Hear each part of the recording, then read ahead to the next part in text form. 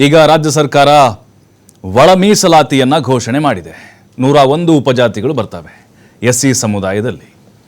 3.5 ದಶಕಗಳಿಂದ ಹೋರಾಟ ನಡೀತಾ ಇತ್ತು ರಾಜ್ಯಾದ್ಯಂತ. ಸಮಾಧಾನ ಆಯ್ತಾ ಎಲ್ಲ ಸಮುದಾಯಗಳಿಗೂ ಅನ್ನೋದು ಒಂದು ಪ್ರಶ್ನೆ. ಬಹುತೇಕವಾಗಿ ಸಮಾಧಾನ ಆಗಿದೆ ಅಂತ ಹೇಳ್ತಾ ಇದ್ದಾರೆ. 665 ಒಟ್ಟು 17% ಮೀಸಲಾತಿ ಎಸ್ಸಿ ಸಮುದಾಯಕ್ಕೆ. ಆದರೆ ಇಲ್ಲಿ ನೋಡಿ, ಒಂದೇ ಬಳ್ಳಿಯ ಹೂಗಳ ಥರ ಇದ್ದಂಥವ್ರು, ಒಂದೇ ಕಮ್ಯುನಿಟಿ, ಆದರೆ ಅಲ್ಲಿ ಒಳಪಂಗಡಗಳು, ಅವರಿಗೆ ಸಿಗಬೇಕಾದಂತಹ ಸವಲತ್ತುಗಳು ಮತ್ತು ಅಲ್ಲಿ ಅವರಿಗೆ ಸರ್ಕಾರದಿಂದ ಆಗಿರ್ಬೋದು ಅಥವಾ ಅವರಿಗೆ ತೆಗೆದುಕೊಳ್ಳುವಂತಹ ರಿಸರ್ವೇಷನ್ ಆಗಿರ್ಬೋದು, ಇವೆಲ್ಲವೂ ಕೂಡ ಒಂದು ಕಡೆ ಈಗ ಒಗ್ಗಟ್ಟನ್ನು ಮೂಡಿಸ್ತಾ ಇದೆ ಅಂತ ಅನ್ನಿಸ್ತಾ ಇದೆ. ಆದರೆ ಒಂದು ಅಲೆಮಾರಿಗಳಿಗೆ ಇಲ್ಲಿ ಅನ್ಯಾಯ ಆಯಿತಾ ನಿಜಕ್ಕೂ? ಹಾಗಾದರೆ ಯಾಕಂದರೆ ಈಗ ನೋಡಿ, ಸ್ಪೃಶ್ಯ ಅನ್ನುವಂಥ ಒಂದು ಸಮಾಜ ಏನಿದೆ, ಸ್ಪೃಶ್ಯ ಸಮಾಜ, ಅದರಲ್ಲಿ ಒಂದು 50ಕ್ಕಿಂತ ಹೆಚ್ಚು ಅಷ್ಟು ಸಮುದಾಯಗಳನ್ನು ಅಂದರೆ ಪಂಗಡಗಳನ್ನು ಒಟ್ಟುಗೂಡಿಸಿ ಕೆಟಗಿರಿ ಅಂತ ಮಾಡಿದ್ದಾರೆ. ಹಾಗಾಗಿನೇ ಈಗ ಅವ್ರಿಗೆ ಹಾಗಾದರೆ ಯಾವ ರೀತಿ ನ್ಯಾಯ ಒದಗಿಸುವಂತಹ ಪ್ರಯತ್ನವನ್ನು ಸರ್ಕಾರ ಮಾಡುತ್ತೆ. ರಾಜಕೀಯವಾಗಿ ನಾವು ನೋಡೋದಾದರೆ ಲಾಭ ನಷ್ಟದ ಲೆಕ್ಕಾಚಾರ ಶುರುವಾಗಿದೆ. ಅಯ್ಯೋ, ಕಾಂಗ್ರೆಸ್ನವ್ರು ಮಾಡಿಬಿಟ್ರು, ಇದನ್ನ ಮುಂದಿನ ಚುನಾವಣೆಗಳಲ್ಲಿ ಭರ್ಜರಿ ಜಯಬೇರಿ ಬಾರಿಸ್ಬೋದು ಅಂತೇಳಿ. ಈ ಹಿಂದೆ BJPಯವರು ಒಳ ಮೀಸಲಾತಿ ಜೇನುಗೂಡಿಗೆ ಕಲ್ಲು ಹೊಡೆದು ಕೈ ಸುಟ್ಕೊಂಡ್ರು, ಹಾಗಾಗಿನೇ ಅವರಿಗೆ ಸೋಲಾಯಿತು ಅನ್ನುವಂಥ ಚರ್ಚೆಗಳು ಕೂಡ ಶುರುವಾಗ್ತಾ ಇದೆ. ಇವೆಲ್ಲ ವಿಚಾರಗಳು ಈಗ ಸರ್ಕಾರ ಹೇಗೆ ನೋಡುತ್ತೆ? ಸರ್ಕಾರಕ್ಕೆ ಖಂಡಿತ ಸವಾಲುಗಳು ಎದುರಾಗ್ಬೋದಾ ಅಥವಾ ಇಷ್ಟಕ್ಕೆ ಆ ಸಮುದಾಯಗಳು ಸುಮ್ಮನಾಗ್ಬೋದಾ? ಇದೆಲ್ಲದರ ಬಗ್ಗೆ ಚರ್ಚೆ ಮಾಡಲಿಕ್ಕೆ ನಮ್ಮ ಜೊತೆಗೆ ಅತಿಥಿಗಳಿದ್ದಾರೆ. ಅವ್ರನ್ನ ಸ್ವಾಗತ ಮಾಡ್ತೀನಿ. ಕಾಂಗ್ರೆಸ್ ವಕ್ತಾರ ಆಗಿರುವಂತಹ ದರ್ಶನ್ ಸರ್ ಇದ್ದಾರೆ. ಸರ್ ನಮಸ್ತೆ, ಕಾರ್ಯಕ್ರಮಕ್ಕೆ ಸ್ವಾಗತ ನಿಮಗೆ. BJP ವಕ್ತಾರ ಆಗಿರುವಂತಹ ವೆಂಕಟೇಶ್ ದೊಡ್ಡಿಯವರು ಜಾಯ್ನ್ ಆಗಿದ್ದಾರೆ. ಸರ್ ನಮಸ್ತೆ, ಕಾರ್ಯಕ್ರಮಕ್ಕೆ ಸ್ವಾಗತ. ವೆಂಕಟೇಶ್ ಸರ್, ಈಗ ನೋಡ್ತಾ ಇದ್ದೀವಿ, ಎಲ್ಲೊಂದು ಕಡೆ ಕಾಂಗ್ರೆಸ್ಗೆ ಇದು ರಾಜಕೀಯವಾಗಿ ಲಾಭ ಆಗುತ್ತೆ ಭವಿಷ್ಯದ ದೃಷ್ಟಿಯಿಂದ ಅನ್ನುವಂತಹ ವಿಶ್ಲೇಷಣೆಗಳು, ಚರ್ಚೆಗಳಾಗ್ತಾ ಇದೆ ಈ ಒಳ ಮೀಸಲಾತಿಯ ಘೋಷಣೆಯಿಂದಾಗಿ. ಕಳೆದ ವರ್ಷ 2024ರಲ್ಲಿ ಸುಪ್ರೀಂ ಕೋರ್ಟ್ನ ನ್ಯಾಯಾಲಯ ಒಂದು ಆದೇಶವನ್ನು ಕೊಟ್ಟು ಒಳ ಮೀಸಲಾತಿಯನ್ನು ಜಾರಿ ಮಾಡಲಿಕ್ಕೆ ರಾಜ್ಯಗಳಿಗೆ ಅಧಿಕಾರ ಅಂತ ಹೇಳಿದ ಮೇಲೆ ಸನ್ಮಾನ್ಯ ಶ್ರೀ ನ್ಯಾಯಮೂರ್ತಿ ನಾಗಮೋಹನ್ ದಾಸ್ರವರ ಒಂದು ಆಯೋಗನ ರಚನೆ ಮಾಡಲಾಯಿತು. ಹೌದು, ರಚನೆ ಮಾಡಿದಂಥ ಆಯೋಗ ಸುಮಾರು 1 ವರ್ಷಗಳ ನಂತರ 1/8/2025 ಒಂದು ವರದಿಯನ್ನು ಕೊಡ್ತು. ಆ ಸುಪ್ರೀಂ ಕೊಡುವಂಥ ಸಂದರ್ಭದಲ್ಲಿ ಒಂದು ಮಾತನ್ನು ಹೇಳಿತ್ತು. ಏನಂತಂದರೆ, ಈ ರಾಜ್ಯಗಳಿಗೆ ಅಧಿಕಾರ ಇದೆ ಸರಿ, ಆದರೆ ನೀವು ಒಳ ಮೀಸಲಾತಿಯನ್ನು ಜಾರಿ ಮಾಡುವಂಥ ಸಂದರ್ಭದಲ್ಲಿ ನಿಖರ ದತ್ತಾಂಶಗಳು ಮತ್ತು ಅದರ ಹಿಂದುಳುವಿಕೆಯನ್ನು ಆಧರಿಸಿ ಪರಿಶಿಷ್ಟ ಜಾತಿಯಲ್ಲಿ ಕೊಡಬೇಕು ಅಂತ ಒಂದು ನಿರ್ದೇಶನವನ್ನು ನೀಡಿತ್ತು. ಹೌದು. ಆದರೆ ಈಗ ಏನು ಮೊನ್ನೆ ಕ್ಯಾಬಿನೆಟ್ನಲ್ಲಿ ನಡೆದಿರ್ತಕ್ಕಂಥ ಬೆಳವಣಿಗೆಯನ್ನು ನೋಡಿದ್ರೆ, ಮಾನ್ಯ ಮುಖ್ಯಮಂತ್ರಿಗಳು ಎಲ್ಲೋ ಒತ್ತಡಕ್ಕೆ ಒಳಗಾಗಿ, ಮೊದಲು ಏನಿತ್ತು ನಮ್ಮ ನಾಗಮೋಹನ್ ದಾಸ್ರವರ ಏಕಪೀಠ ಏನಿತ್ತು ಆಯೋಗ, ಅದು ಅತ್ಯಂತ ಅಲೆಮಾರಿಗಳಿಗೆ, ಅತ್ಯಂತ ಹಿಂದುಳಿದಿರ್ತಕ್ಕಂಥ ಸುಮಾರು 57 ಜಾತಿ ಇರತಕ್ಕಂಥವ್ರಿಗೆ 1%, ಮತ್ತು ಒಂದು 17 ಸಮುದಾಯ ಇರತಕ್ಕಂಥ ಅತ್ಯಂತ ಹಿಂದುಳಿದತಕ್ಕಂಥ ಮಾದಿಗ ಸಮುದಾಯಕ್ಕೆ 6%, ಮತ್ತು ಇನ್ನೊಂದು ಛಲವಾದಿ ಮತ್ತು ಇತರ ಸಂಬಂಧಿ ಸಹೋದರರಿಗೆ 5%, ಮತ್ತು AKEDಗೆ 1%, ಮತ್ತು ಸ್ಪರ್ಶ ಜಾತಿಗಳಿಗೆ 4% ಅಂತ ಏನು ಕೊಟ್ಟಿದ್ರು, ಆ 5 ಪ್ರವರ್ಗಗಳನ್ನು ತೆಗೆದು ಕೇವಲ 3 ಮಾಡಿ ಅತ್ಯಂತ ಹಿಂದುಳಿದಿರ್ತಕ್ಕಂಥ ಸುಮಾರು 57 ಜಾತಿಗಳಿರ್ತಕ್ಕಂಥ ಅಲೆಮಾರಿ ಸಮುದಾಯದವ್ರನ್ನ ಸ್ಪರ್ಶ ಜಾತಿಗಳನ್ನು ಸೇರಿ ಅವನ್ನ ಸಂಪೂರ್ಣವಾಗಿ ನಿರ್ನಾಮ ಮಾಡಿದ್ದಾರೆ ಅಂತ ಒಂದು ಕೂಗು ಈಗ ಇಡೀ ರಾಜ್ಯದಲ್ಲಿ ಹೊರಡ್ತಾ ಇದೆ. ಯಾವ ಒತ್ತಡಕ್ಕೆ ಮಣಿದಿರಬಹುದು ಸಿದ್ದರಾಮಯ್ಯನವರು ಅಂತ ಈಗ ನಮ್ಮ ಕಾಂಗ್ರೆಸ್ ಮಿತ್ರರೇ ಅದಕ್ಕೆ ಉತ್ತರ ಹೇಳ್ತಾರೆ, ಯಾವ ಒತ್ತಡಕ್ಕೆ ಮಣಿದಿರ್ಬೋದು ಅಂತ. ಆದರೆ ಯಾವ ಸಂದೇಶವನ್ನು ಏನಿತ್ತು ಸುಪ್ರೀಂ ಕೋರ್ಟ್ ಆದೇಶ ಏನಿತ್ತು ನಿಮಗೆ? ಸಾಮಾಜಿಕ ನ್ಯಾಯ, ಸಾಮಾಜಿಕ ಹಿಂದುಳಿಯುವಿಕೆಯನ್ನು ಪರಿಗಣಿಸಿ ನೀವು ಕೊಡಬೇಕು ಅಂತ. ಅದನ್ನೇ ಹೇಳಿ ನ್ಯಾಯಮೂರ್ತಿಗಳು 5 ವರ್ಗಗಳನ್ನು ಮಾಡಿದರು. ಇವತ್ತು ನೀವು ಏನು ಒಂದು ಅಷ್ಟು ಜನ ಕೂತ್ಕೊಂಡು, ಮನೆಯ ಸಂಪುಟ ಸದಸ್ಯರು ಒಂದು ಮನೇಲಿ ಕೂತ್ಕೊಂಡು ಅಥವಾ ಒಂದೆಲ್ಲೋ ಒಂದು ಕಡೆ ಕೂತ್ಕೊಂಡು ನೀವರ್ಧ ತಗೊಳ್ಳಿ ನಾವರ್ಧ ತಗೊಳ್ಳಿ ಅಂತ ಕಟ್ಟೆ ನ್ಯಾಯ ಮಾಡಿ ಇವತ್ತು ನೀವು ಹಂಚಿಬಿಟ್ರೆ, ಈ ಸರ್ವೋಚ್ಚ ನ್ಯಾಯಾಲಯದ ಒಂದು ಒಟ್ಟಾರೆ ನಿರ್ದೇಶನ ಇತ್ತು, ಆ ನ್ಯಾಯಮೂರ್ತಿಗಳ ಒಂದು ಆಯೋಗದ ಒಂದು ಪರಿಕಲ್ಪನೆ ಇತ್ತು, ಅದೆರಡು ಕೂಡ ಇವತ್ತು ಭಾಳ ಬಿದ್ದೋಗಿದೆ ಅಂತ ನನಗಾದರೂ ಅನ್ಸುತ್ತೆ. ಇವತ್ತು ಅತ್ಯಂತ ಸಂಕಷ್ಟ. ಈಗ ನೋಡಿ, ಅತ್ಯಂತ ಹಿಂದುಳಿದಿರ್ತಕ್ಕಂಥ ಮಾದಿಗ ಸಮುದಾಯ ಇವತ್ತೇನಿರ್ತದೆ, ನಮಗೆ 7.5% ಬರಬೇಕು ಅಂತ ಹೇಳ್ತಾರೆ. ಛಲವಾದಿ ಸಮುದಾಯದವರು ನನಗೂ ಜಾಸ್ತಿ ಬರಬೇಕು ಅಂತ ಹೇಳ್ತಾರೆ. ಮತ್ತು ಅಲೆಮಾರಿಗಳು ಇವತ್ತು ಇಡೀ ನಮ್ಮ ಭವಿಷ್ಯವೇ ಹೋಯ್ತು, ಯಾವುದೇ ಸಂವಿಧಾನದ ಯಾವುದೇ ಆಶಯಗಳು ಕೂಡಿರಲಿಲ್ಲ ಅಂತ ಹೇಳಿ ಇಡೀ ರಾಜ್ಯಾದ್ಯಂತ ಕೂಗನೆಬ್ಸಿದ್ದೇವೆ. ಇಂತಹ ಸಂದರ್ಭದಲ್ಲಿ ನಾನಂತ ಭಾವಿಸ್ತೇನೆ ಮಾನ್ಯ ಮುಖ್ಯಮಂತ್ರಿಗಳು ಮತ್ತು ಸಚಿವ ಸಂಪುಟ ಸದಸ್ಯರು ನಿಜವಾಗ್ಲೂ ಒತ್ತಡಕ್ಕೊಳಗಾಗಿದ್ದಾರೆ. ಮತ್ತು ಅವರು ಈ ಒಂದು ಸುಪ್ರೀಂ ಕೋರ್ಟ್ನ ನ್ಯಾಯಾಲಯದ ಆದೇಶ ಮತ್ತು ಆಯೋಗದ ಏನು ಸಲಹೆಗಳಿತ್ತು ಅದನ್ನು ಸರಿಯಾಗಿ ಪಡೆದುಕೊಂಡಿಲ್ಲ ಅಂತ ನಾನಾದರೂ ಹೇಳಲಿಕ್ಕೆ ಬಯಸ್ತೇನೆ. Yes sir. ದರ್ಶನ್ ಅವರೀಗ ಮುಖ್ಯಮಂತ್ರಿಗಳು ಸಂಪುಟದಲ್ಲಿರುವಂತಹ ಬಲಾಢ್ಯರ ಒತ್ತಡಕ್ಕೆ ಮಣಿದಿದ್ದಾರೆ ಅಂತೇಳಿ, ಎಡಗೈ ಅಥವಾ ಬಲಗೈ ಸಮುದಾಯದ ಬಲಾಢ್ಯರ ಒತ್ತಡಕ್ಕೆ ಮಣಿದು ಹಂಚಿಕೆ ಮಾಡಿದ್ದಾರೆ ಅಂತೇಳಿ, ಉಳಿದ ಸಮುದಾಯಗಳಿಗೆ ಅನ್ಯಾಯ ಮಾಡಿದ್ದಾರೆ ಅಂತ ಹೇಳಿ. ಸರ್, ಇಲ್ಲಿ ನಾನು ಮೊದಲಿಗೆ ಬಾಬಾ ಸಾಹೇಬ್ರಿಗೆ ನಿಮ್ಮ ಮೂಲಕ ಕೈಯನ್ನು ಮುಗಿತಾ, ಯಾಕೆಂದರೆ ಅವತ್ತು ಕರಡು ಸಮಿತಿಯ ಅಧ್ಯಕ್ಷರಾಗಿ ಈ ದೇಶಕ್ಕೆ ಸಂವಿಧಾನ ಕೊಟ್ಟಿದ್ದು ಬಾಬಾ ಸಾಹೇಬ್ ಅಂಬೇಡ್ಕರ್ ಅವರು, ಕಾಂಗ್ರೆಸ್ ಪಕ್ಷ. ಅವತ್ತೇ ಇವರು ಮೀಸಲಾತಿ ಬೇಡ ಅಂತ ಆರ್ಗನೈಸರ್ ಪತ್ರಿಕೆಯಲ್ಲಿ 1942ರಲ್ಲಿ ಮೀಸಲಾತಿಯನ್ನೇ ಸಂವಿಧಾನವನ್ನೇ ವಿರೋಧಿಸಿದ್ರು. ಬಾಬಾ ಸಾಹೇಬರು ಸಂವಿಧಾನವನ್ನು ಅಂಗೀಕಾರ ಮಾಡುವಂಥ ಸಂದರ್ಭದಲ್ಲಿ ರಾಮಲೀಲಾ ಮೈದಾನದಲ್ಲಿ ಇವರ ಸಂಘ ಪರಿವಾರದವರು ದೊಡ್ಡ ಗಲಾಟೆಗಳನ್ನ ಮಾಡ್ತಾ ಇದ್ರು. ಇವತ್ತು ಒಂದು ಸಾಮಾಜಿಕ ನ್ಯಾಯ ಯಾವ ಪಕ್ಷದಿಂದ ಸಿಗ್ತದೆ ಅಂದರೆ ಪ್ರತಿಯೊಬ್ಬ ಕಟ್ಟಕಡೆಯ ನಾಗರಿಕನಿಗೆ ಗೊತ್ತು, ಅದು ಕಾಂಗ್ರೆಸ್ ಪಕ್ಷದಿಂದ. ಇವತ್ತು ಒಳ ಮೀಸಲಾತಿ ಅನ್ನೋದು ಇವತ್ತು ನಿನ್ನೆಯ ಹೋರಾಟ ಅಲ್ಲ. ಹೌದು. ಧರ್ಮ್ ಸಿಂಗ್ ಅವರ ಕಾಲದಲ್ಲಿ ಸದಾಶಿವಯ್ಯವರ ಆಯೋಗವನ್ನ ಮಾಡಿದ್ರು. ನಂತರ ಅದು ಮುನ್ನಾಲೆಗೆ ಬರಲೇ ಇಲ್ಲ. ಸೊ ಅವಾಗ ನೋಡಿದ್ರೆ ಅಧಿಕಾರದಲ್ಲಿ ಕುಮಾರಸ್ವಾಮಿ ಅವರು ಬಂದ್ರು, ಅವ್ರಿಗೆ ಅವಕಾಶಗಳಿತ್ತು. ಯಡಿಯೂರಪ್ಪನವ್ರು ಬಂದ್ರು, ಜಗದೀಶ್ ಶೆಟ್ಟರು ಬಂದ್ರು, ಸದಾನಂದ ಗೌಡರು ಬಂದ್ರು. ಆದ್ರೆ ಇದಕ್ಕೆ ಕೈ ಹಾಕೋದು ಅಂತ ಕೆಲಸವನ್ನ ಇವರು ಮಾಡಲಿಲ್ಲ. ಮತ್ತೆ ಮಾನ್ಯ ಸಿದ್ದರಾಮಯ್ಯನವರು ಈ ರಾಜ್ಯದ ಮುಖ್ಯಮಂತ್ರಿಯಾಗಿ ಕಾಂಗ್ರೆಸ್ ಪಕ್ಷ ಅಧಿಕಾರಕ್ಕೆ ಬಂದ ಮೇಲೆ 2015ರಲ್ಲಿ ಕಾಂತರಾಜು ಆಯೋಗವನ್ನ ಮಾಡಿದ್ವಿ. ಕಾಂತರಾಜು ಆಯೋಗಕ್ಕೆ ಸುಮಾರು 157 ಕೋಟಿ ರೂಪಾಯಿ ಹಣನೂ ಖರ್ಚಾಯಿತು. ಆದರೆ ನಮ್ಮ ದುರ್ದೈವ 2018ರಲ್ಲಿ ನಮ್ಮ ಸರ್ಕಾರ ಬಿದ್ದೋಯ್ತು. ಅಷ್ಟೊತ್ತಿಗೆ ಆ ಒಂದು ಆಯೋಗದ ವರದಿ ಬಂದಿತ್ತು. ಬಿಜೆಪಿನವರಿಗೆ ಮತ್ತೊಮ್ಮೆ ಯಡಿಯೂರಪ್ಪನವ್ರಿಗೂ ಅವಕಾಶ ಇತ್ತು, ಬೊಮ್ಮಾಯಿಯವ್ರಿಗೂ ಅವಕಾಶ ಇತ್ತು. ಅದಕ್ಕೋಸ್ಕರ ಜಯಪ್ರಕಾಶ್ ಹೆಗಡೆ ಅವರ ನಿಯೋಗದಲ್ಲಿ ಒಂದು ಆಯೋಗವನ್ನ ಮಾಡಿದ್ರು. ನಿಮ್ಮ ಕೈಗೆ ಅವರ ವರದಿಯನ್ನು ತಲುಪಿದ್ರೂ ಸಮೇತ ನೀವು ಒಳ ಮೀಸಲಾತಿ ಇದಕ್ಕೆ ವಿಚಾರಕ್ಕೆ ಕೈಯೂ ಹಾಕ್ಲಿಲ್ಲ, ತಲೆನೂ ಹಾಕ್ಲಿಲ್ಲ. ನಮ್ಮ ಸರ್ಕಾರ ಬಂದ ದಿನದಿಂದ ಬಿಜೆಪಿಯವರು ಏನ್ ಹೇಳ್ತಾ ಇದ್ರು, ನಿಮ್ ಕೈಲಿ ಮಾಡೋದಕ್ಕಾಗಲ್ಲ, ನಿಮ್ ಕೈಲಿ ಮಾಡೋದಕ್ಕಾಗಲ್ಲ. ಇದು ನಮ್ಮ ಸರ್ವೆಗಳು ಶುರು ಮಾಡಿದ್ವಿ sir. We took around 90 days ಅಂತ ಅನ್ಕೊಳ್ತೀನಿ.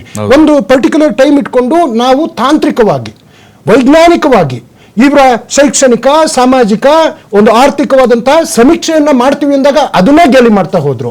ನಾವು ಡಾಕ್ಟರ್ ನಾಗಮೋಹನ್ ದಾಸ್ ಅವರ ಒಂದು ಏಕಸದಸ್ಯ ಪೀಠದ ಸಮಿತಿಯಿಂದ ವರದಿಯನ್ನ ತೆಗೆದುಕೊಳ್ಳೋದಕ್ಕೆ ಹೋದ್ವಿ.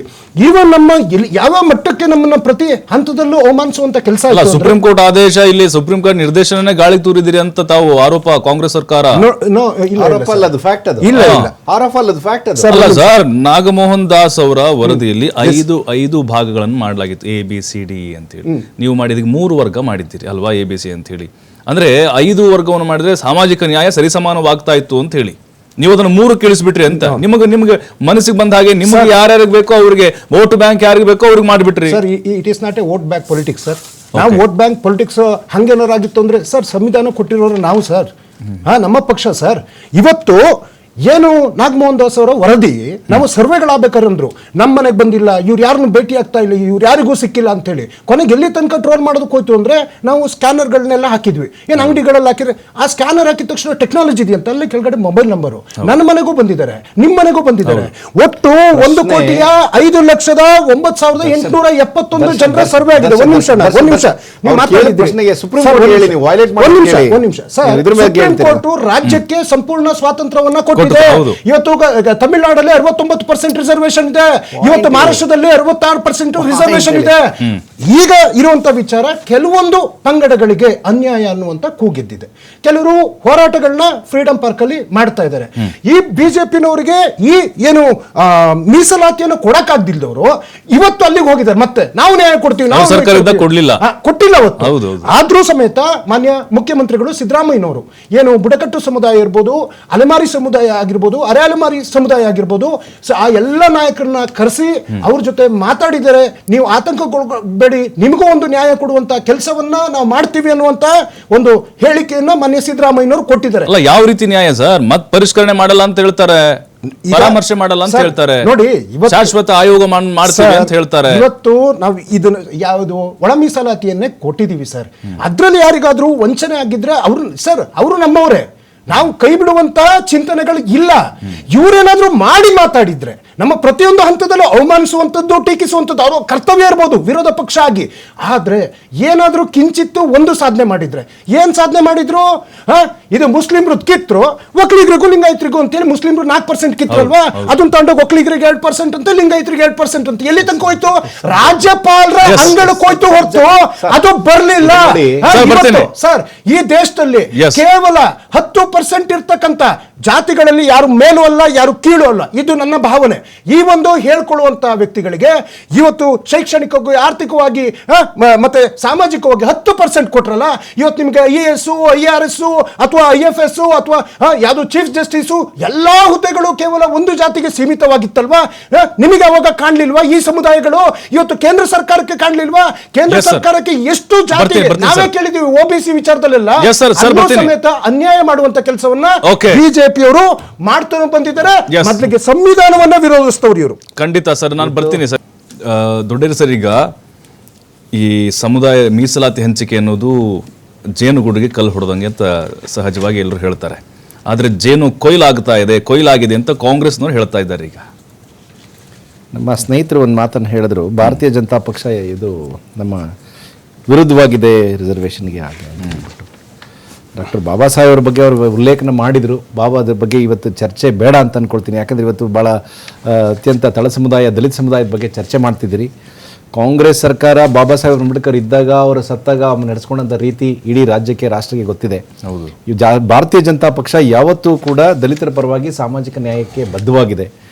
ಏನಂತಂದರೆ, ಈ ಸದಾಶಿವ ಆಯೋಗವನ್ನು ಮಾಡಿದಂಥ ಅಂದಿನ ಕಾಂಗ್ರೆಸ್ ಸರ್ಕಾರ ಜಸ್ಟಿಸ್ ಸದಾಶಿವರವರಿಗೆ ಒಂದು ಚೇರನ್ನು ಕೊಡೋದಾಗಲಿ ಯಾವುದೇ ಹಣವನ್ನು ಕೊಟ್ಟಿರಲಿಲ್ಲ.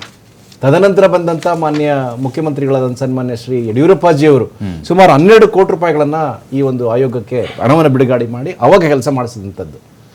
ಆ 2010 ನಮ್ಮ ಇವ್ರು ಮಾಡಿದಂಥ ಸಂದರ್ಭದಲ್ಲಿ ಆಗಿದ್ದ ರಾಜಕೀಯ ಕಾರಣಗಳಿಗೋಸ್ಕರ ಅದು ಅಲ್ಲೂ ಅಕ್ಸೆಪ್ಟ್ ಆಗಲಿಲ್ಲ. ಹಾಗೆ ಕುಮಾರಸ್ವಾಮಿ ಅವ್ರ ಕಾಲದಲ್ಲೂ ಕೂಡ ಅದು ಆಗಲಿಲ್ಲ.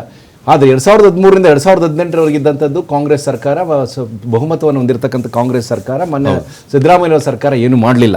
ತದನಂತರದಲ್ಲಿ ಬಂದಂಥ ಈ ನಮ್ಮ ಮೊನ್ನೆ ಬಸವರಾಜ ಬೊಮ್ಮಾಯಿ ಸಾಹೇಬರ ಒಂದು ಸರ್ಕಾರದಲ್ಲಿ ಈ ಒಂದು ಮಾಧುಸ್ವಾಮಿಯವರ ಒಳ ಮೀಸಲಾತಿಯನ್ನು ಜಾರಿಗೆ ಮಾಡಿ ಅವತ್ತಲ್ಲಿ ಕೊಟ್ಟರು. ನಮ್ಮ ಬಸವರಾಜ ಬೊಮ್ಮಾಯಿ ಸಾಹೇಬರು ಹೇಳಿದರು, ಜೇನುನೊಣಗಳು ನನ್ನ ಕೈಗೆ ಕಚ್ಚಿದ್ರೂ ಪರವಾಗಿಲ್ಲ, ಆದರೆ ಆ ಜೇನಿನ ಸವಿ ಈ ದಲಿತ ಸಮುದಾಯಗಳಿಗೆ ಸಿಗಬೇಕು ಅಂತ ಹೇಳಿ ಅವರೇ ಸ್ವಲ್ಪ ನೊಂದ್ಕೊಂಡದ್ದನ್ನು ತಾವು ಕಾಣ್ತೀರಿ.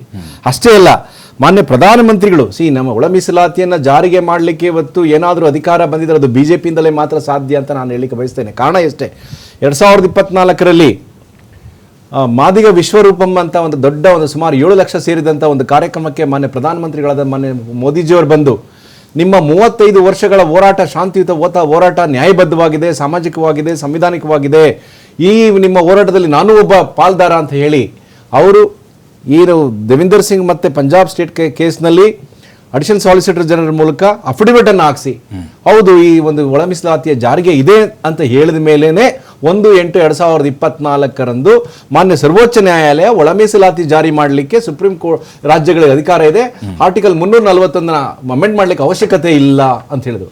ಆದರೆ ಅವರೊಂದು ಇನ್ನೊಂದು ಮಾತನ್ನು ಹೇಳಿದರು, ಒಳ ಮೀಸಲಾತಿಯನ್ನು ಜಾರಿಗೆ ಮಾಡುವಂಥ ಸಂದರ್ಭದಲ್ಲಿ ಈ ಒಂದು ಆರ್ಥಿಕ ಹಿಂದುಳುವಿಕೆಯ, ಸಾಮಾಜಿಕ ಆರ್ಥಿಕ ಮತ್ತು ಈ ರಾಜಕೀಯ ಹಿಂದುಳುವಿಕೆಯನ್ನ ಪರಿಗಣಿಸಿ ನೀವು ಒಳ ಮೀಸಲಾತಿ ಅಂತ ಕೊಡಬೇಕು ಅಂತ ಹೇಳಿದರು.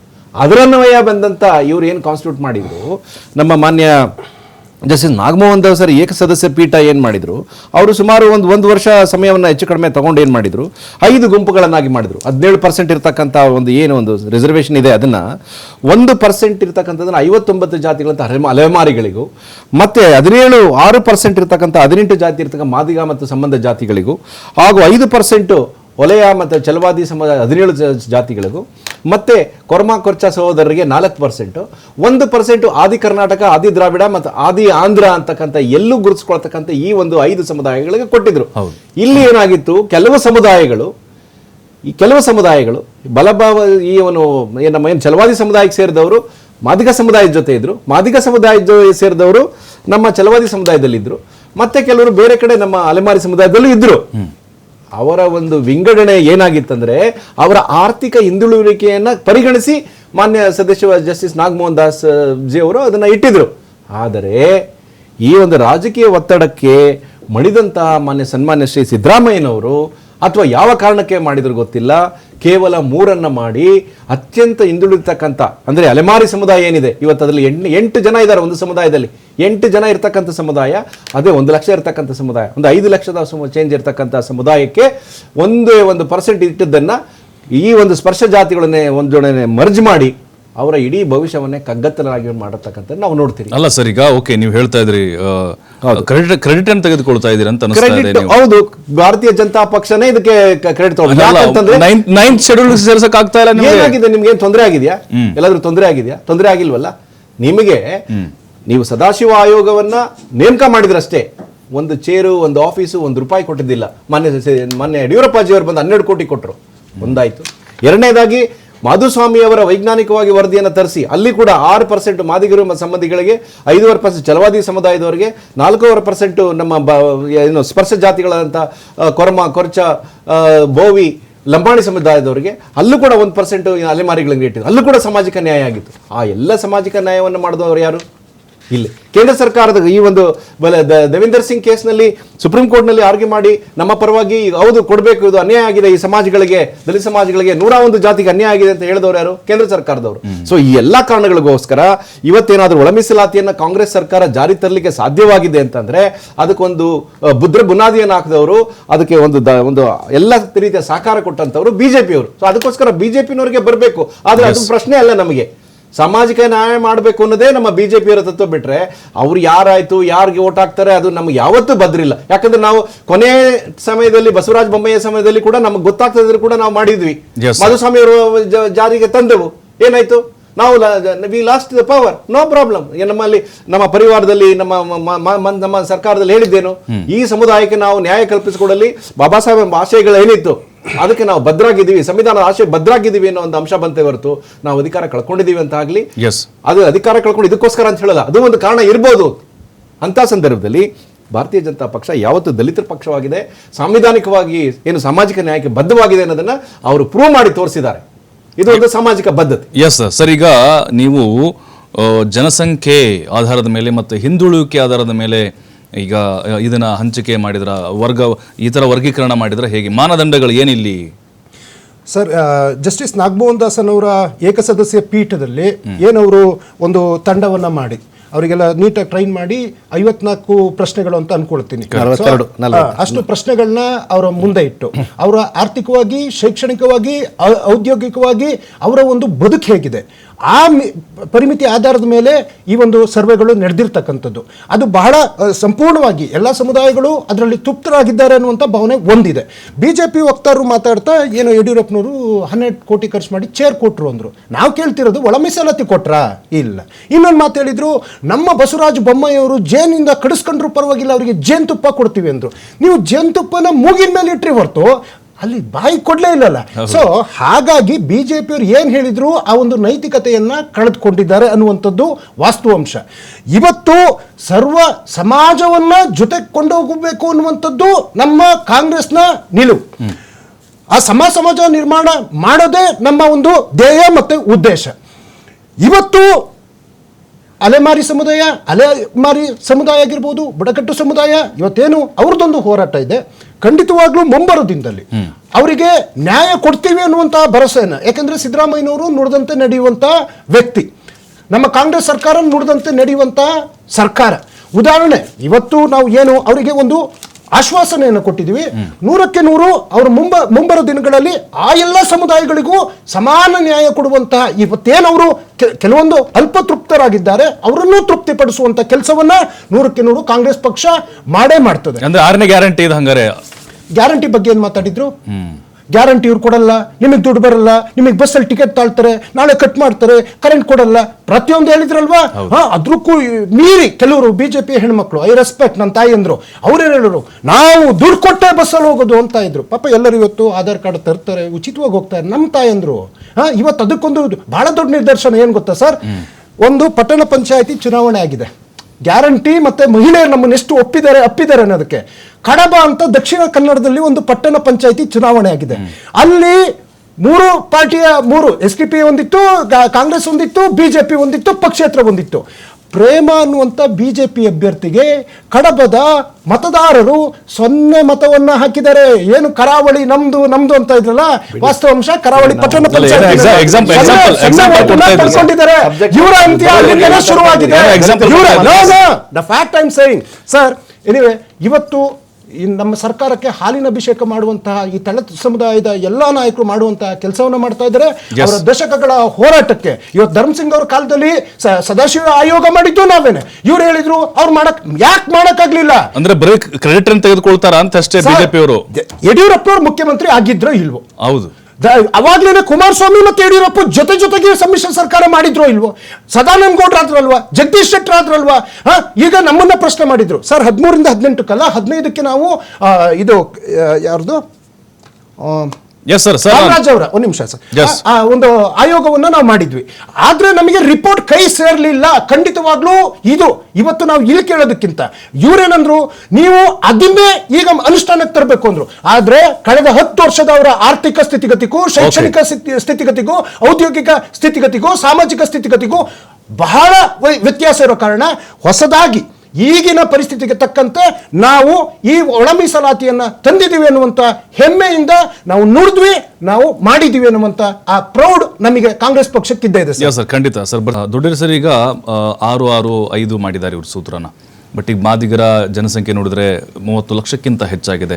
ಜನಸಂಖ್ಯೆಯನ್ನು ಕೂಡ ಅವ್ರು ಹೇಳಿದ್ದಾರೆ, ಜನಸಂಖ್ಯೆ ಪರಿಗಣನೆ ಮತ್ತು ಅವರು ಅನುಭವಿಸಿರುವಂತಹ ಕೆಲವೊಂದಿಷ್ಟು ಆಚರಣೆಗಳೇನಿದ್ದಾವೆ, ಅವ್ರು ನಡೆಸ್ಕೊಂಡಂತಹ ರೀತಿ ಏನಿದೆ, ಅವ್ರ ಆರ್ಥಿಕ ಸಾಮಾಜಿಕ ಕಾರಣಗಳನ್ನು ಕೊಡ್ತಾ ಇದ್ದಾರೆ. ಬಟ್ ಇನ್ನೂ ಅಂದರೆ ಅವ್ರ ಡಿಮ್ಯಾಂಡ್ ಇದ್ದಿದ್ದು 7.5. ಬಟ್ ಈ 6ಕ್ಕೆ ತೃಪ್ತರಾಗಿದ್ದಾರೆ ಅಂತ ಅನಿಸ್ತಾ ಇದೆ ನಿಮ್ಗೆ ನೋಡ್ತಾ ಇದ್ರೆ? ನಾನೊಬ್ಬ ಭಾರತೀಯ ಜನತಾ ಪಕ್ಷದ ವಕ್ತಾರನಾಗಿ ಹೇಳೋದಾದರೆ ಯಾವ ವರ್ಗನೂ ಕೂಡ ಸಂತೋಷವಾಗಿರೋದು ಕಾಣ್ತಾ ಇಲ್ಲ.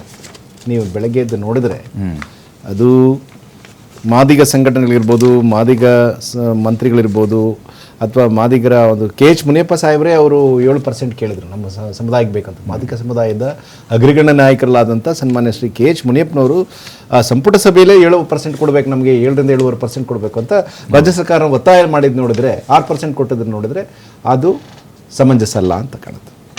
ಹಾಗೇನೆ ವಲಯ ಮತ್ತು ಇತರ ಸಂಬಂಧಿತ ಜಾತಿಗಳು ನಮ್ಮ ಜಾತಿಗಳನ್ನು ಬೇರೆ ಕಡೆ ಸೇರಿಸಿದಿರಿ, ನಮ್ಗನ್ಯಾಯ ಆಗಿದೆ ಅಂತ ಹೋರಾಟ ಮಾಡಿದ್ದನ್ನು ತಾವು ನೋಡಿದಿರಿ. ಹಾಗೆ ನಮ್ಮ ಅಲೆಮಾರಿಗಳು 5.25 ಲಕ್ಷ ಜನ ಏನಿದ್ದಾರೆ ಅವರು ಕೂಡ ಅವರ ನೋವನ್ನು ತೋಡ್ಕೊಂಡಿದ್ದಾರೆ. ಮತ್ತೆ ಇನ್ನು ಉಳಿದಂಥ ಸ್ಪರ್ಶ ಜಾತಿಗಳಾದಂಥ ಬೋವಿ, ಕೊರಮ, ಕೊರ್ಚ ಮತ್ತು ಲಂಬಾಣಿ ಜನ ಕೂಡ ನಮ್ಮ ಜನಸಂಖ್ಯೆಗೆ ಅನುಗುಣವಾಗಿ ಕೊಟ್ಟಿಲ್ಲ ಅನ್ನೋ ಒಂದು ಮಾತನ್ನು ಕೂಡ ತಾವು ನೋಡ್ತಾ ಇದ್ದೀರಿ. ಸೊ ಹಾಗಾಗಿ ಹೇಳೋದು ನೋಡಿದ್ರೆ ಯಾರು ಕೂಡ ಸ್ಪಷ್ಟವಾಗಿ ಸಂತುಷ್ಟ ಆಗಿಲ್ಲ. ಬಟ್ ಆದರೆ ಈ ಒಂದು 35 ವರ್ಷಗಳ ದೀರ್ಘಕಾಲದ ಒಂದು ಹೋರಾಟಕ್ಕೆ ಒಂದು ಮುನ್ನೆಲೆ ಬರೆದಂಗೆ ಆಗಿದೆ ರಾಜ್ಯ ಸರ್ಕಾರ ಅಂತ ಕಾಣುತ್ತೆ. ಯಾಕಂತಂದರೆ ಏನೋ ಇಷ್ಟು ಕೊಟ್ಟಿದ್ದಾರೆ.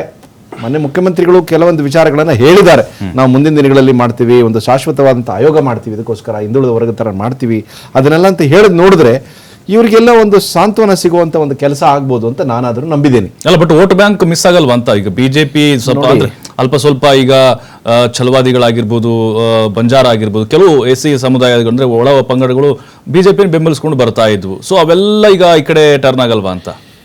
ನೋಡಿ, ಆ ಥರ ಏನು ಆಗೋದಿಲ್ಲ ಅದು. ಯಾಕಂತಂದ್ರೆ ಜನರು ಬಹಳ ಬುದ್ಧಿವಂತರಿದ್ದಾರೆ.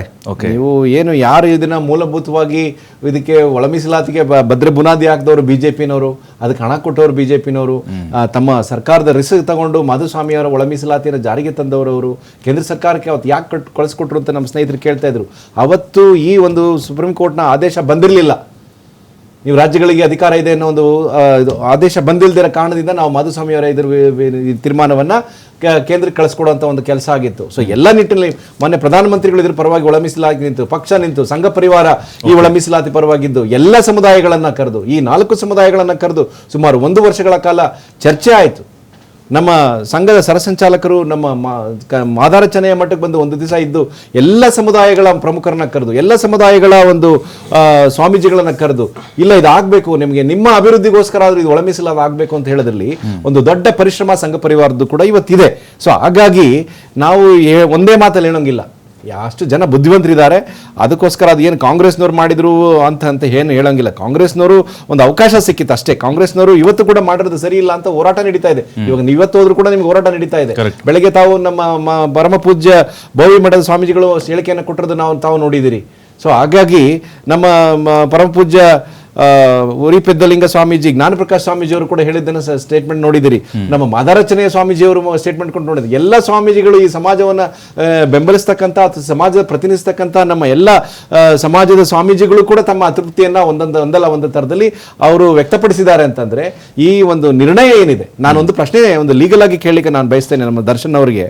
ನೋಡಿ, ದತ್ತಾಂಶವನ್ನ, ನಿಖರವಾದ ದತ್ತಾಂಶವನ್ನ ತಗೊಂಡು ನೀವು ಒಳ ಮೀಸಲಾತಿಯನ್ನು ಜಾರಿ ಮಾಡಬೇಕು, ಆರ್ಥಿಕ ಹಿಂದುಳಿಕೆಯನ್ನು ಅಂತ ಹೇಳಿ ಸುಪ್ರೀಂ ಕೋರ್ಟ್ನವ್ರು ಕೊಟ್ರೆ, ನಿಮಗೆ ನಿಖರವಾದ ದತ್ತಾಂಶಗಳು ನಿಮಗೆ ಸದಾಶಿವ ಆಯೋಗದಲ್ಲಿ ಇತ್ತು, ಹಾಗೆ ನಿಮಗೆ ಮಾಧುಸ್ವಾಮಿಯವರ ರಿಪೋರ್ಟಲ್ಲಿ ಇತ್ತು, ಅಲ್ಲದೆ ಕಾಂತರಾಜು ಅವರ ವರದಿಯಲ್ಲಿತ್ತು. ಆದರೂ ಕೂಡ ನಮ್ಮ ಸ್ನೇಹಿತರು ಹೇಳ್ತಾರೆ, ಕಾಂತರಾಜು ವರದಿನಲ್ಲಿ 160 ಕೋಟಿ ರೂಪಾಯಿ ಖರ್ಚಾಗಿತ್ತು, ನಮ್ಮ ಸದಾಶಿವ ಕಮಿಟಿನಲ್ಲಿ ಸಮಿತಿನಲ್ಲಿ 12 ಕೋಟಿ ಖರ್ಚಾಗಿತ್ತು, ಮಾಧುಸ್ವಾಮಿಯವರ ಉಪಸಮಿತಿಯಲ್ಲಿ ಕೂಡ ಹಣ ಖರ್ಚಾಗಿತ್ತು. ಇದರೆಲ್ಲದಲ್ಲೂ ಕೂಡ ಡಾಟಾ ನಿಮ್ಮಲ್ಲಿ ನಿಖರವಾದಂತಹ ಒಂದು ಮಾಹಿತಿ ಸರ್ಕಾರದಲ್ಲಿ ಇತ್ತು. ಆದರೂ ಕೂಡ ನೀವು ಮತ್ತೊಂದು ಆಯೋಗವನ್ನು ಮಾಡಿ ನಿಖರವಾದಂತಹ ಒಂದು ತಗೊಳ್ಳೋಕೆ ಪ್ರಯತ್ನ ಮಾಡಿದ್ರಿ. ನೀವು ಮಾಡಿದಂಥ ಸಂದರ್ಭದಲ್ಲಿ ಸುಮಾರು 115 ಕೋಟಿ ಸಾರ್ವಜನಿಕರ ತೆರಿಗೆ ಹಣವನ್ನು ಖರ್ಚು ಮಾಡಿದಿರಿ. ನೀವು 115 ಕೋಟಿ ಖರ್ಚು ಮಾಡಿ ಕೆಲವೇ ಮಂದಿ ಅಥವಾ ಕೆಲವೇ ಸಂಪುಟ ಸಹೋದ್ಯೋಗಿಗಳು ಕೂತ್ಕೊಂಡು ನೀವಲ್ಲಿ ರಾಜಿ ಪಂಚಾಯಿತಿ ಮಾಡಿ, ಕಟ್ಟೆ ಪಂಚಾಯಿತಿ ಮಾಡಿ, ನೀವು 6% ತಗೊಳ್ಳಿ, ಮಾದಿಗ ಮತ್ತು ಸಂಬಂಧ ಜಾತಿಗಳು, ವಲಯ ಮತ್ತು ಸಂಬಂಧ 6 ಜಾತಿ ತಗೊಳ್ಳಿ, 6 ತಗೊಳ್ಳಿ, ಮತ್ತೆ ಸ್ಪರ್ಶ ಜಾತಿಗಳು 5% ತಗೊಳ್ಳಿ, ನೀವು ಮತ್ತೆ ನಿಮ್ಮ ಏನಿದೆ, ಯಾರು ನಿಮ್ಮ ಅಲೆಮಾರಿಗಳಿದ್ದಾರೆ ಅವರು ಆಮೇಲೆ ಬನ್ನಿ, ಅಥವಾ ನೀವು ಯಾರೋ ಬೇರೆ ಜಾತಿ ಹೋಗಿ ಅಂತ ಹೇಳಲಿಕ್ಕೆ ಸಾರ್ವಜನಿಕ ಹಣವಾದಂಥ 115 ಕೋಟಿ ರೂಪಾಯಿನ ಖರ್ಚು ಮಾಡಲಿಕ್ಕೆ ಕಾಂಗ್ರೆಸ್ನವರಿಗೆ ಅವಶ್ಯಕತೆ ಏನಿತ್ತು ಇವತ್ತು? ಅಲ್ಲಂದ್ರೆ ವೈಜ್ಞಾನಿಕವಾಗಿ ಇಲ್ಲಿ ಸಲಹೆಗಳನ್ನ ತೆಗೆದುಕೊಂಡಾಗಿಲ್ಲ ಅಂತ ನನ್ನ ಪಾಯಿಂಟ್. ಇದು ಅವರು ಮಾಡಿದಂತಹ ಒಂದು ಇವತ್ತು ನಿರ್ಧಾರ ಏನಿದೆ. ಆಮೇಲೆ ಮತ್ತೆ ಮಾನ್ಯ ಮುಖ್ಯಮಂತ್ರಿಗಳು ಹೇಳಿಕೆ ಏನ್ ಮಾಡಿದ್ದಾರೆ, ಈ ಆದಿ ದ್ರಾವಿಡ, ಆದಿ ಕರ್ನಾಟಕ ಮತ್ತೆ ಆದಿ ಆಂಧ್ರ ಅಂತ ಇರ್ತಕ್ಕಂಥ ಜನಸಂಖ್ಯೆಯನ್ನ ಸಮಭಾಗವಾಗಿ ನಾವು ಹಂಚ್ತೀವಿ ಅಂತ ಹೇಳಿದ್ದಾರೆ. ಅದ್ರ ಬಗ್ಗೆ ಕ್ಲಾರಿಟಿ ಇಲ್ಲ, ಅದು ಬಲಗೈಗೆ ಸೇರ್ಪಡಿಸಿದ್ದಾರೆ. ಅದೇನ್ ಮಾಡಿದ್ದಾರೆ, ಅರ್ಧ ಮಾಡಿರೋದು ಏನೆಂದ್ರೆ, ಇಲ್ಲಿ ಇರ್ತಕ್ಕಂಥ ಒಂದು ಈ ಪ್ರವರ್ಗದಲ್ಲಿ ಇರ್ತಕ್ಕಂಥ ಒಂದು ಮೀಸಲಾತಿಯನ್ನ ಸಿ ವರ್ಗಕ್ಕೆ ವರ್ಗಾಯಿಸ್ಬಿಟ್ಟು ಈ ಸಮಾನವಾಗಿ ಅಂದ್ರೆ 2,37,000 ಈ ಆದಿ ಆಂಧ್ರ, ಆದಿ ಕರ್ನಾಟಕ ಮತ್ತೆ ಆದಿ ಇರ್ತಕ್ಕಂಥ ಸುಮಾರು 3 ಲಕ್ಷ ಜನವನ್ನ ಈ ಎ ಮತ್ತು ಬಿ ಪ್ರವರ್ಗಗಳಲ್ಲಿ ಹಂಚ್ಬಿಡ್ತೀವಿ ಅಂತ ಹೇಳ್ತಾರೆ. ಹೆಂಗ್ ಹಂಚಕ್ಕಾಗ್ತದೆ? ಅದೇನು ಮೆಟೀರಿಯಲ್ ಥಿಂಗ್ ಅದು? ಹೆಂಗ ನೀವು ಸಮನಾಗಿ ಹಂಚಕ್ಕಾಗ್ತೀರಿ? ಇವತ್ತು ಹಂಚಿರ್ತಕ್ಕಂಥದ್ದು ಯಾವುದೇ ಒಂದು ಕ್ಲಾರಿಟಿ ಸರ್ಕಾರಕ್ಕೆ ಇಲ್ಲ. ಮತ್ತೆ 665 ಹಂಚಿರ್ತಕ್ಕಂಥದ್ದು ಒಂದು ರಾಜಕೀಯ ಪ್ರೇರಿತವಾಗಿದೆ. ಸುಪ್ರೀಂ ಕೋರ್ಟ್ನ ಆಶಯವನ್ನ ಪ್ರತಿನಿಧಿಸ್ತಾ ಇಲ್ಲ. ಇವ್ರೇನಾದ್ರೂ ನಾಗಮೋಹನ್ ದಾಸ್ ಅವರ ವರದಿಯನ್ನು ಹಾಗೆ ಒಪ್ಕೊಂಡಿದ್ರೆ ಅಲ್ಲಿ ಆರ್ಥಿಕ ಹಿಂದುಳಿಕೆ, ಲಿಖಿತವಾದಂತ ದತ್ತಾಂಶ ಇದೆಲ್ಲ ಇರ್ತಿತ್ತು. ಇವರ ಅನುಕೂಲಕ್ಕೆ ಮಾಡಿದ್ದು ಅಂತಂದ್ರೆ ಮಾನ್ಯ ಮುಖ್ಯಮಂತ್ರಿಗಳು ಏನೋ ಒತ್ತಡಕ್ಕೆ ಸಿಕ್ಕಿದ್ದಾರೆ, ಯಾವುದೋ ಬಲಿಷ್ಠರಿಗೋ ಯಾರಿಗೋ ಒಂದು ಒತ್ತಡಕ್ಕೆ ಬದಲಾಗಿ ರಾಜಕೀಯ ಪ್ರೇರಿತವಾಗಿ ಈ ಒಂದು ನಿರ್ಧಾರವನ್ನು ತಗೊಂಡಿದ್ದಾರೆ. ಸೊ ಹಾಗಾಗಿ ರಾಜ್ಯಕ್ಕೆ 115 ಕೋಟಿ ರೂಪಾಯಿ ಹಣ ವ್ಯಯ ಲಾಸ್ ಆಗಿದೆ, ಮತ್ತೆ ಸಮಯ ಕೂಡ ಹೋಗಿದೆ. ಈ ಯಾವುದೇ ಸಮುದಾಯಗಳಿಗೆ ಸರಿಯಾದ ನ್ಯಾಯ ಕೊಡುವಲ್ಲಿ ಈ ಕಾಂಗ್ರೆಸ್ ಸರ್ಕಾರ ಸಫಲವಾಗಿಲ್ಲ ಅಂತ ಅನ್ನೋ ಅಂಶ ತಮ್ಮಲ್ಲಿ ಮುಂದೆ ಬರ್ತಾ ಇದೆ. Yes sir. ಸರಿಗ ಪ್ರತಿ ಕಟ್ಟ ಕಡೆಯ ವ್ಯಕ್ತಿಗೂ ಮೀಸಲಾತಿಯನ್ನು ಸಿಗಬೇಕು ಡಾಕ್ಟರ್ ಬಾಬಾ ಸಾಹೇಬ್ ಅಂಬೇಡ್ಕರ್ ಹೇಳಿದ್ರು ಅಲ್ವಾ. ಸಿದ್ದರಾಮಯ್ಯನವರು ಸಮಾಜವಾದ ತಳಹಂದಿಯಿಂದ ಬಂದಂಥವ್ರು ಅಲ್ವಾ, ಅಹಿಂದ ನಾಯಕರು ಅಂಥೇಳಿ ಪ್ರಶ್ನಾತೀತವಾಗಿ ಅವ್ರನ್ನ ಹೇಳ್ತಾರೆ. ಆದರೆ ಇಲ್ಲಿ ಕೆಲ ಸಮುದಾಯಗಳಿಗೆ ಅನ್ಯಾಯ ಆಗಿದೆ. ನೀವು ಎಡಗೈ ಸಮುದಾಯವನ್ನು ಮೊದಲ ಸ್ಥಾನದಲ್ಲಿ ಅವ್ರು ಇರಬೇಕಾಗಿತ್ತು. ಬಟ್ ಎಡಗೈ ಮತ್ತು ಬಲಗೈ ಸರಿ ಸಮಾನ ಆರ್ ಅಂತ ಕೊಟ್ಬಿಟ್ರಿ ನೀವು. ಅಲ್ಲಿ ಕಾಣಲಿಲ್ವಾ ಅವ್ರು ಏನೇನು ಕಷ್ಟಗಳು ಅನುಭವಿಸಿದ್ದಾರೆ ಅಂತ ಹೇಳಿ. ಮತ್ತೆ ಇನ್ನೊಂದು ಸರ್, ಕೊರಚ, ಕೊರಮ, ಲಂಬಾಣಿ ಆ ಜನಾಂಗಗಳು ಏನಿದಾವೆ ಅದ್ರ ಬಗ್ಗೆನೂ ಸ್ವಲ್ಪ ಆಳವಾಗಿ ಅಧ್ಯಯನ ಆಗಬೇಕು ಅನ್ನುವಂಥ ಅಭಿಪ್ರಾಯಗಳು ಬರ್ತಾ ಇದೆ ಸರ್. ಇವಾಗ ಒಂದು ನಾವೇನು ನಾಗಮೋಹನ್ ದಾಸ್ ಅವರ ವರದಿ, ಇವ್ರು ಫಸ್ಟ್ ಒಂದು ಕೆಲವು ಪ್ರಶ್ನೆ ಕೇಳಿದ್ದಾರೆ. ಹಳೆ ದತ್ತಾಂಶಗಳು ಕಾಂತರಾಜು ಆಯೋಗದಿತ್ತು, ಸದಾಶಿವಯ್ಯ ಆಯೋಗದಿತ್ತು. ಸದಾಶಿವಯ್ಯ ಆಯೋಗ ಮಾಡಿರೋದು ಧರಮ್ ಸಿಂಗ್ ಅವ್ರ ಕಾಲದಲ್ಲಿ. ಅವತ್ತಿನ ನಿಮ್ಮ ಶಿಕ್ಷಣಕ್ಕೂ, ಅವತ್ತಿನ ನಿಮ್ಮ ಆರ್ಥಿಕ ಪರಿಸ್ಥಿತಿಗೂ, ಅವತ್ತಿನ ನಿಮ್ಮ ಸಾಮಾಜಿಕ ಪರಿಸ್ಥಿತಿಗೂ ಇವತ್ತು 20 ವರ್ಷ ಮುಂದಕ್ಕೆ ಬಂದಿದ್ದೀವಿ ನಾವು. ಅವನು 1ನೇ ಕ್ಲಾಸಲ್ಲಿ ಇದ್ದಾನು, ಡಿಗ್ರಿ ಮುಗಿಸಿ ಹೊರಗಡೆ ಬಂದಿರ್ತಾನೆ. ಇನ್ಯಾರು 40 ವರ್ಷ ಇದ್ದಾನು, ರಿಟೈರ್ಡ್ ಆಗಿ ಹೊರಗಡೆ ಹೋಗಿರ್ತಾನೆ. ಅವತ್ತೊಂದು ಗುಡಿಸ್ಲಿದ್ದಾನೆ, ಇವತ್ತೊಂದು RCC ಮನೆ ಕಟ್ಟಿರ್ಬೋದು. ಇವತ್ತು RCC ಮನೆ ಕಟ್ಟರೋನು, ಅವತ್ತು ಕಟ್ಟರೋನು ಇವತ್ತು ಗುಡ್ಸಲಿಗೂ ಬಂದಿರ್ಬೋದು. ಆರ್ಥಿಕ ಪರಿಸ್ಥಿತಿಗಳು ಮೇಲೆ ಕೆಳಗೆ ಆಗ್ತಾ ಇರ್ತದೆ. ಸರ್ ಇವತ್ತು ಪಾಲನೆ ಮಾಡುವಂತ ಬಿಜೆಪಿ ಯಾವ ಪಕ್ಷದ ನೀವು ಸಮ್ಮಿಶ್ರ ಸರ್ಕಾರ ಇದ್ದಾಗ ಯಾಕೆ ಮಾಡ್ಲಿಲ್ಲ ಅನ್ನೋ ಪ್ರಶ್ನೆ. ಯಡಿಯೂರಪ್ಪನವರು ಇದ್ದಾಗ ಯಾಕೆ ಮಾಡ್ಲಿಲ್ಲ, ಮಾನದಂಡಗಳು ಸಹ. ಮಾನದಂಡಗಳು. ಮಾಡಲಿಲ್ಲ. ನಾವು ಇದನ್ನ ನಿಖರವಾಗಿ ನಾವು ಮಾಡಿದ್ದೀವಿ. ಅನುಕೂಲಕ್ಕೆ ತಕ್ಕಂಗೆ ಮಾಡ್ಕೊಂಡಿದ್ದೀರಿ. ಅನುಕೂಲಕ್ಕೆ ತಕ್ಕಂಗೆ. ಅಲ್ಲಾರೋ ಸಿದ್ದರಾಮಯ್ಯನವರ ಅಕ್ಕಪಕ್ಕದಲ್ಲಿರೋರು ಹೇಳಿದ್ರು ಅಂತ ಅಲ್ಲ, ಈ ರೀತಿ ಬಿಜೆಪಿ ಹೇಳ್ತಾ ಇರೋದು. ಅವ್ರೇನಾದ್ರು ಯಾವ್ದಾದ್ರು ಮೀಸಲಾತಿಗಳನ್ನ ಕೊಟ್ಟು ಮುಸ್ಲಿಂ ಕಿತ್ರು ಕೊಟ್ರ ಇಲ್ಲ. ಇವತ್ತು ಒಕ್ಕಲಿಗರಿಗೆ ಕೊಡ್ತೀವಿ ಅಂದ್ರು ಕೊಟ್ರ, ಲಿಂಗಾಯತರಿಗೆ ಕೊಡ್ತೀವಿ ಅಂದ್ರು ಕೊಟ್ರ. ಇವತ್ತು ಕೇವಲ ಒಂದು ಜಾತಿಗೆ 10% ಮೀಸಲಾತಿ ಕೊಟ್ರಲ್ಲ, ಉಳಿದ 90% ಜನ ಏನಾಗಬೇಕು ಈ ದೇಶದಲ್ಲಿ? ಅವಕಾಶ ಇತ್ತಲ್ಲ ಇವರಿಗೆ. ಮತ್ತೆ ಇನ್ನೊಂದು ಸರ್, ಯಾರು ಆತಂಕ ಭಯ ಪಡುವಂತ ಯಾರಿಗಾದ್ರೂ ಅವಕಾಶದಲ್ಲಿ ಸ್ವಲ್ಪ ವ್ಯತ್ಯಯ ಆಗಿದ್ರೆ, ನಮ್ಮಲ್ಲಿ 50% ರಿಸರ್ವೇಶನ್ ಒಂದು ಕೊಂಡಿ ಇದೆ. ನಮ್ಮ ಹೋರಾಟ ಈಗಷ್ಟೇ ನಾವು OBC ಅವ್ರಿಗೂ ಅನುಕೂಲ ಆಗಬೇಕು, ಅವ್ರಿಗೂ ಮೀಸಲಾತಿ ಸಿಗಬೇಕು ಅಂತೇಳಿ ಸುಮಾರು 75%ಗೆ ಏರಿಕೆ ಮಾಡುವಂತಹ ಉದ್ದೇಶದಲ್ಲಿ ಕಾನೂನಾತ್ಮಕ ಹೋರಾಟ ಮಾಡಿ, ಯಾರಿಗೇನಾದ್ರೂ ಸ್ವಲ್ಪ ವ್ಯತ್ಯಯ ಆಗಿದ್ರು ಅವರನ್ನು ಅದರಲ್ಲಿ ಸೇರಿಸುವಂತ ಕೆಲಸವನ್ನ 100ಕ್ಕೆ 100 ಮಾಡ್ತೀವಿ ನಾವು. ಯಾರಿಗೂ ಅನ್ಯಾಯವನ್ನ ಕಾಂಗ್ರೆಸ್ ಪಕ್ಷ ಮಾಡೋದಿಲ್ಲ. ಇವತ್ತು ಬಿಜೆಪಿಯವರು ಎಷ್ಟೇ ಪ್ರಶ್ನೆಗಳನ್ನ ಮಾಡಿದ್ರೆ, ನೀವು ಅಧಿಕಾರದಲ್ಲಿದ್ರಲ್ವಾ, ಈಗ ನಮ್ಮನ್ನು ಕೇಳಿ, ನೀವು ಸ್ವಾಗತ ಮಾಡಬೇಕು. ಇಲ್ಲಿ ವೋಟ್ ಬ್ಯಾಂಕ್ ಅನ್ನುವಂಥ ವಿಚಾರ ಇಲ್ಲ ಸರ್, ಅದೊಂದು ಬಹಳ ಚೆನ್ನಾಗಿರುತ್ತೆ. ಯಾವುದು ಎಲೆಕ್ಷನ್, ಚುನಾವಣೆ, ವೋಟ್ ಸರ್ ಅಂತ ಏನಾದರೂ ಎಲೆಕ್ಷನ್ ಆಸೆಗಳಿದ್ರೆ ಚುನಾವಣಾ ಹಿಂದೆ ಮಾಡಿ ಸಮಾಧಾನ, ಅದಲ್ಲ ಸರ್. ಇನ್ನು 3 ವರ್ಷ ಅವ್ರನ್ನ ಕತ್ಲಲ್ಲಿ ಬಿಡುವಂತ ಮನಸ್ಥಿತಿ ನಮಗಿರಲಿಲ್ಲ. ಇವರಿಗೆ ಅವಕಾಶ ಇದ್ರೂ ಮಾಡಲಿಲ್ಲ. ಆದರೆ ಇದು ನಾವು ನ್ಯಾಯಯುತವಾಗಿ ಈ ದೇಶದ ನಾಗರಿಕನಿಗೆ ಏನು ಬಾಬಾ ಸಾಹೇಬ್ರ ಆಶಯಗಳಿತ್ತು ಅದನ್ನು ಈಡೇರಿಸುವಂತ ಕೆಲಸವನ್ನು ನಾವು ಮಾಡಿದೀವಿ ಸರ್. Yes sir. ಸರ್ ಈಗ ಅನ್ಯಾಯಕ್ಕೆ ಒಳಗಾದಂತಹ ಕೆಲವೊಂದಿಷ್ಟು ಸಮುದಾಯಗಳು ದೊಡ್ಡರಿ ಸರ್, ಈಗ ಯಾರ್ಯಾರಿಗೆಲ್ಲ ಈಗ ಅಲೆಮಾರಿ ಸಮುದಾಯ ಅವೆಲ್ಲ ಹೋರಾಟವನ್ನು ಮಾಡ್ತಾ ಇದ್ದಾವೆ, ನಮ್ಗೆ ಅನ್ಯಾಯ ಆಗಿದೆ ಅಂತೇಳಿ ಕೆಲವೊಬ್ಬರು ಅಪಸ್ವರವನ್ನು ಎತ್ತಾ ಇದ್ದಾರೆ. ಅಂತವ್ರಿಗೆ ಹೇಳ್ಕೊಳ್ಳಿಕ್ಕೆ ಶಾಶ್ವತವಾದಂಥ ಒಂದು ಆಯೋಗವನ್ನು ಮಾಡ್ತೀವಿ ಅಂತ ಮುಖ್ಯಮಂತ್ರಿಗಳು ಭರವಸೆ ಕೊಟ್ಟಿದ್ದಾರೆ. ಹೌದು, ಈಗ ಒಂದು ಶಾಶ್ವತ ಆಯೋಗ ಮಾಡ್ತೀವಿ ಅಂತ ಹೇಳಬೇಕಾಗಿದ್ದೇನು ಅವಶ್ಯಕತೆ ಇರಲಿಲ್ಲ ಅವ್ರಿಗೆ. ಈಗಾಗಲೇ ಕರ್ನಾಟಕ ರಾಜ್ಯದಲ್ಲಿ ಕರ್ನಾಟಕ SC/ST ಕಮಿಷನ್ ಆಯೋಗ ಆಗಲೇ ಇದೆ. ಅದಕ್ಕೆ ಇವರು ಶಕ್ತಿಯನ್ನು ತುಂಬುವಂಥ ಕೆಲಸ ಮಾಡಬೇಕು. ನಾನೊಂದು ಹೇಳ್ತೀನಿ, ಕರ್ನಾಟಕದಲ್ಲಿರ್ತಕ್ಕಂಥ SC/ST ಆಯೋಗದ ಸದಸ್ಯರಿಗೆ ಮತ್ತು ಅಧ್ಯಕ್ಷರಿಗೆ ಕೊಡ್ತಕ್ಕಂಥ ಏನಿದೆ ಮಂತ್ಲಿ ಇದೇನಿದೆ, ನಾನು SC/ST ಆಯೋಗದ ಸದಸ್ಯನಾಗಿದ್ದೆ ಕಳೆದ ಬಾರಿ, 10,000 ರೂಪಾಯಿ ಕೊಡ್ತಾರೆ. ಅದೇ ಹಿಂದುಳಿದ ವರ್ಗದ ಆಯೋಗಕ್ಕೆ 1,65,000 ಕೊಟ್ಟು ಸ್ಟೇಟ್ ಮಿನಿಸ್ಟರ್ದು ಅವ್ರಿಗೆ ಸ್ಟೇಟಸ್ ಕೊಟ್ಟಿದ್ದಾರೆ. SC/ST ಕರ್ನಾಟಕ ರಾಜ್ಯದ SC/ST ಕಮಿಷನ್ನ ಅಧ್ಯಕ್ಷರು ಮತ್ತು ಏನು ಸದಸ್ಯರಿಗೆ 10,000, ಒಂದು ಸಿಟ್ಟಿಂಗ್ 1,000 ಕೊಡ್ತಾರೆ. ಅದೇ ಹಿಂದುಳಿದ ವರ್ಗದ ಆಯೋಗದವರಿಗೆ ರಾಜ್ಯ ಮಂತ್ರಿ ಸ್ಟೇಟ್ ಮಿನಿಸ್ಟರ್ ರ್ಯಾಂಕ್ ಅವ್ರಿಗೆ ಕೊಟ್ಟು 1,65,000 ರೂಪಾಯಿ ಕೊಡ್ತಾರೆ. ಇದಾಗಿದ್ದು ಅದೇ ಫೈಲು ಮಾನ್ಯ ಮುಖ್ಯಮಂತ್ರಿಗಳಿಗೆ ಹೋಗಿತ್ತು. ಯಾವ ಕಾರಣಕ್ಕೋಸ್ಕರ SC/STಗೆ ಇನ್ಕ್ರೀಸ್ ಮಾಡಬೇಕು ಅಂತ ಕಳೆದ ಬಾರಿ ಹೋದಂಥ 15-18 ಹೋದಂಥ ಫೈಲು ವಾಪಸ್ ಬಂದಿದೆ. ಅದು ಆನ್ ರೆಕಾರ್ಡ್. ನಾನು ನಿಮಗೆ ತಮಗೆ ಹೇಳಲಿಕ್ಕೆ ಬಯಸ್ತೇನೆ. ಅಂತಂದ್ರೆ ಇವರು ಏನು ನಮ್ಮ ಸಾಮಾಜಿಕ ನ್ಯಾಯ ಇದೆ, ನಾವು ಸಾಮಾಜಿಕ ನ್ಯಾಯಕ್ಕೋಸ್ಕರ ಹೋರಾಟ ಮಾಡ್ತೀವಿ ಅಂತ ಹೇಳೋರು ಎರಡೇ ನಿಮ್ಮ ಮುಂದೆ ಇದೆ. ನೀವು ಕಾಲ್ ಫಾರ್ ದ ರೆಕಾರ್ಡ್ಸ್ ಇದಿದೆ ಇವತ್ತು ನಿಮ್ಮ ಮುಂದೆಗಡೆ. ಮತ್ತೆ ಅದನ್ನೇ ಸ್ಟ್ರೆಂಥನ್ ಮಾಡ್ಬೋದಾಗಿತ್ತು. ಅದನ್ನೇ ಸ್ಟ್ರೆಂತ್ ಮಾಡಕ್ಕೆ ನಿಮ್ಗೆ ಆಗ್ತಾ ಇಲ್ಲ. ನೀವು ಅಲ್ಲ, ಗೌರವಾನ್ವಿತರು ಸದಸ್ಯರಾಗಿದ್ದೆ ಅಂತಂದ್ರೆ ಯಡಿಯೂರಪ್ಪನವ್ರು ಮಾಡಿದ್ರ ಸರ್, ಬೊಮ್ಮಾಯಿಯವ್ರು ಮಾಡಿದ್ರ ಸರ್? ನೋಡಿ, ತಾವೇ ಸದಸ್ಯರು, ತಾವೇ ಒತ್ತಾಯ ಮಾಡ್ಬೋದು. ಒಂದ್ ನಿಮಿಷ ಕೇಳಿದ್ದೆ. ಆರೋಪ ಮಾಡೋದು ಬಹಳ ಸುಲಭ. ಇಲ್ಲ ಮಾಡೇ ಮಾಡ್ತೀವಿ ಸರ್. ಕೇಳಿ, ನಾನೇ ಕೇಳಿದೆ ದರ್ಶನ್ ಅವರೇ. ಈಗ ಮತ್ತೆ ಏನಾಗಿದೆ ಇಲ್ಲಿ, ಈ ಹೊಸದಾಗಿ ಮಾಡುವಂತ ಅವಶ್ಯಕತೆ ಇಲ್ಲ. ಅದಕ್ಕೆ ಸಾಂವಿಧಾನಿಕ ಒಂದು ರೂಪವನ್ನು ಕೊಟ್ಟರೆ ಸಾಕಾಗ್ತದೆ.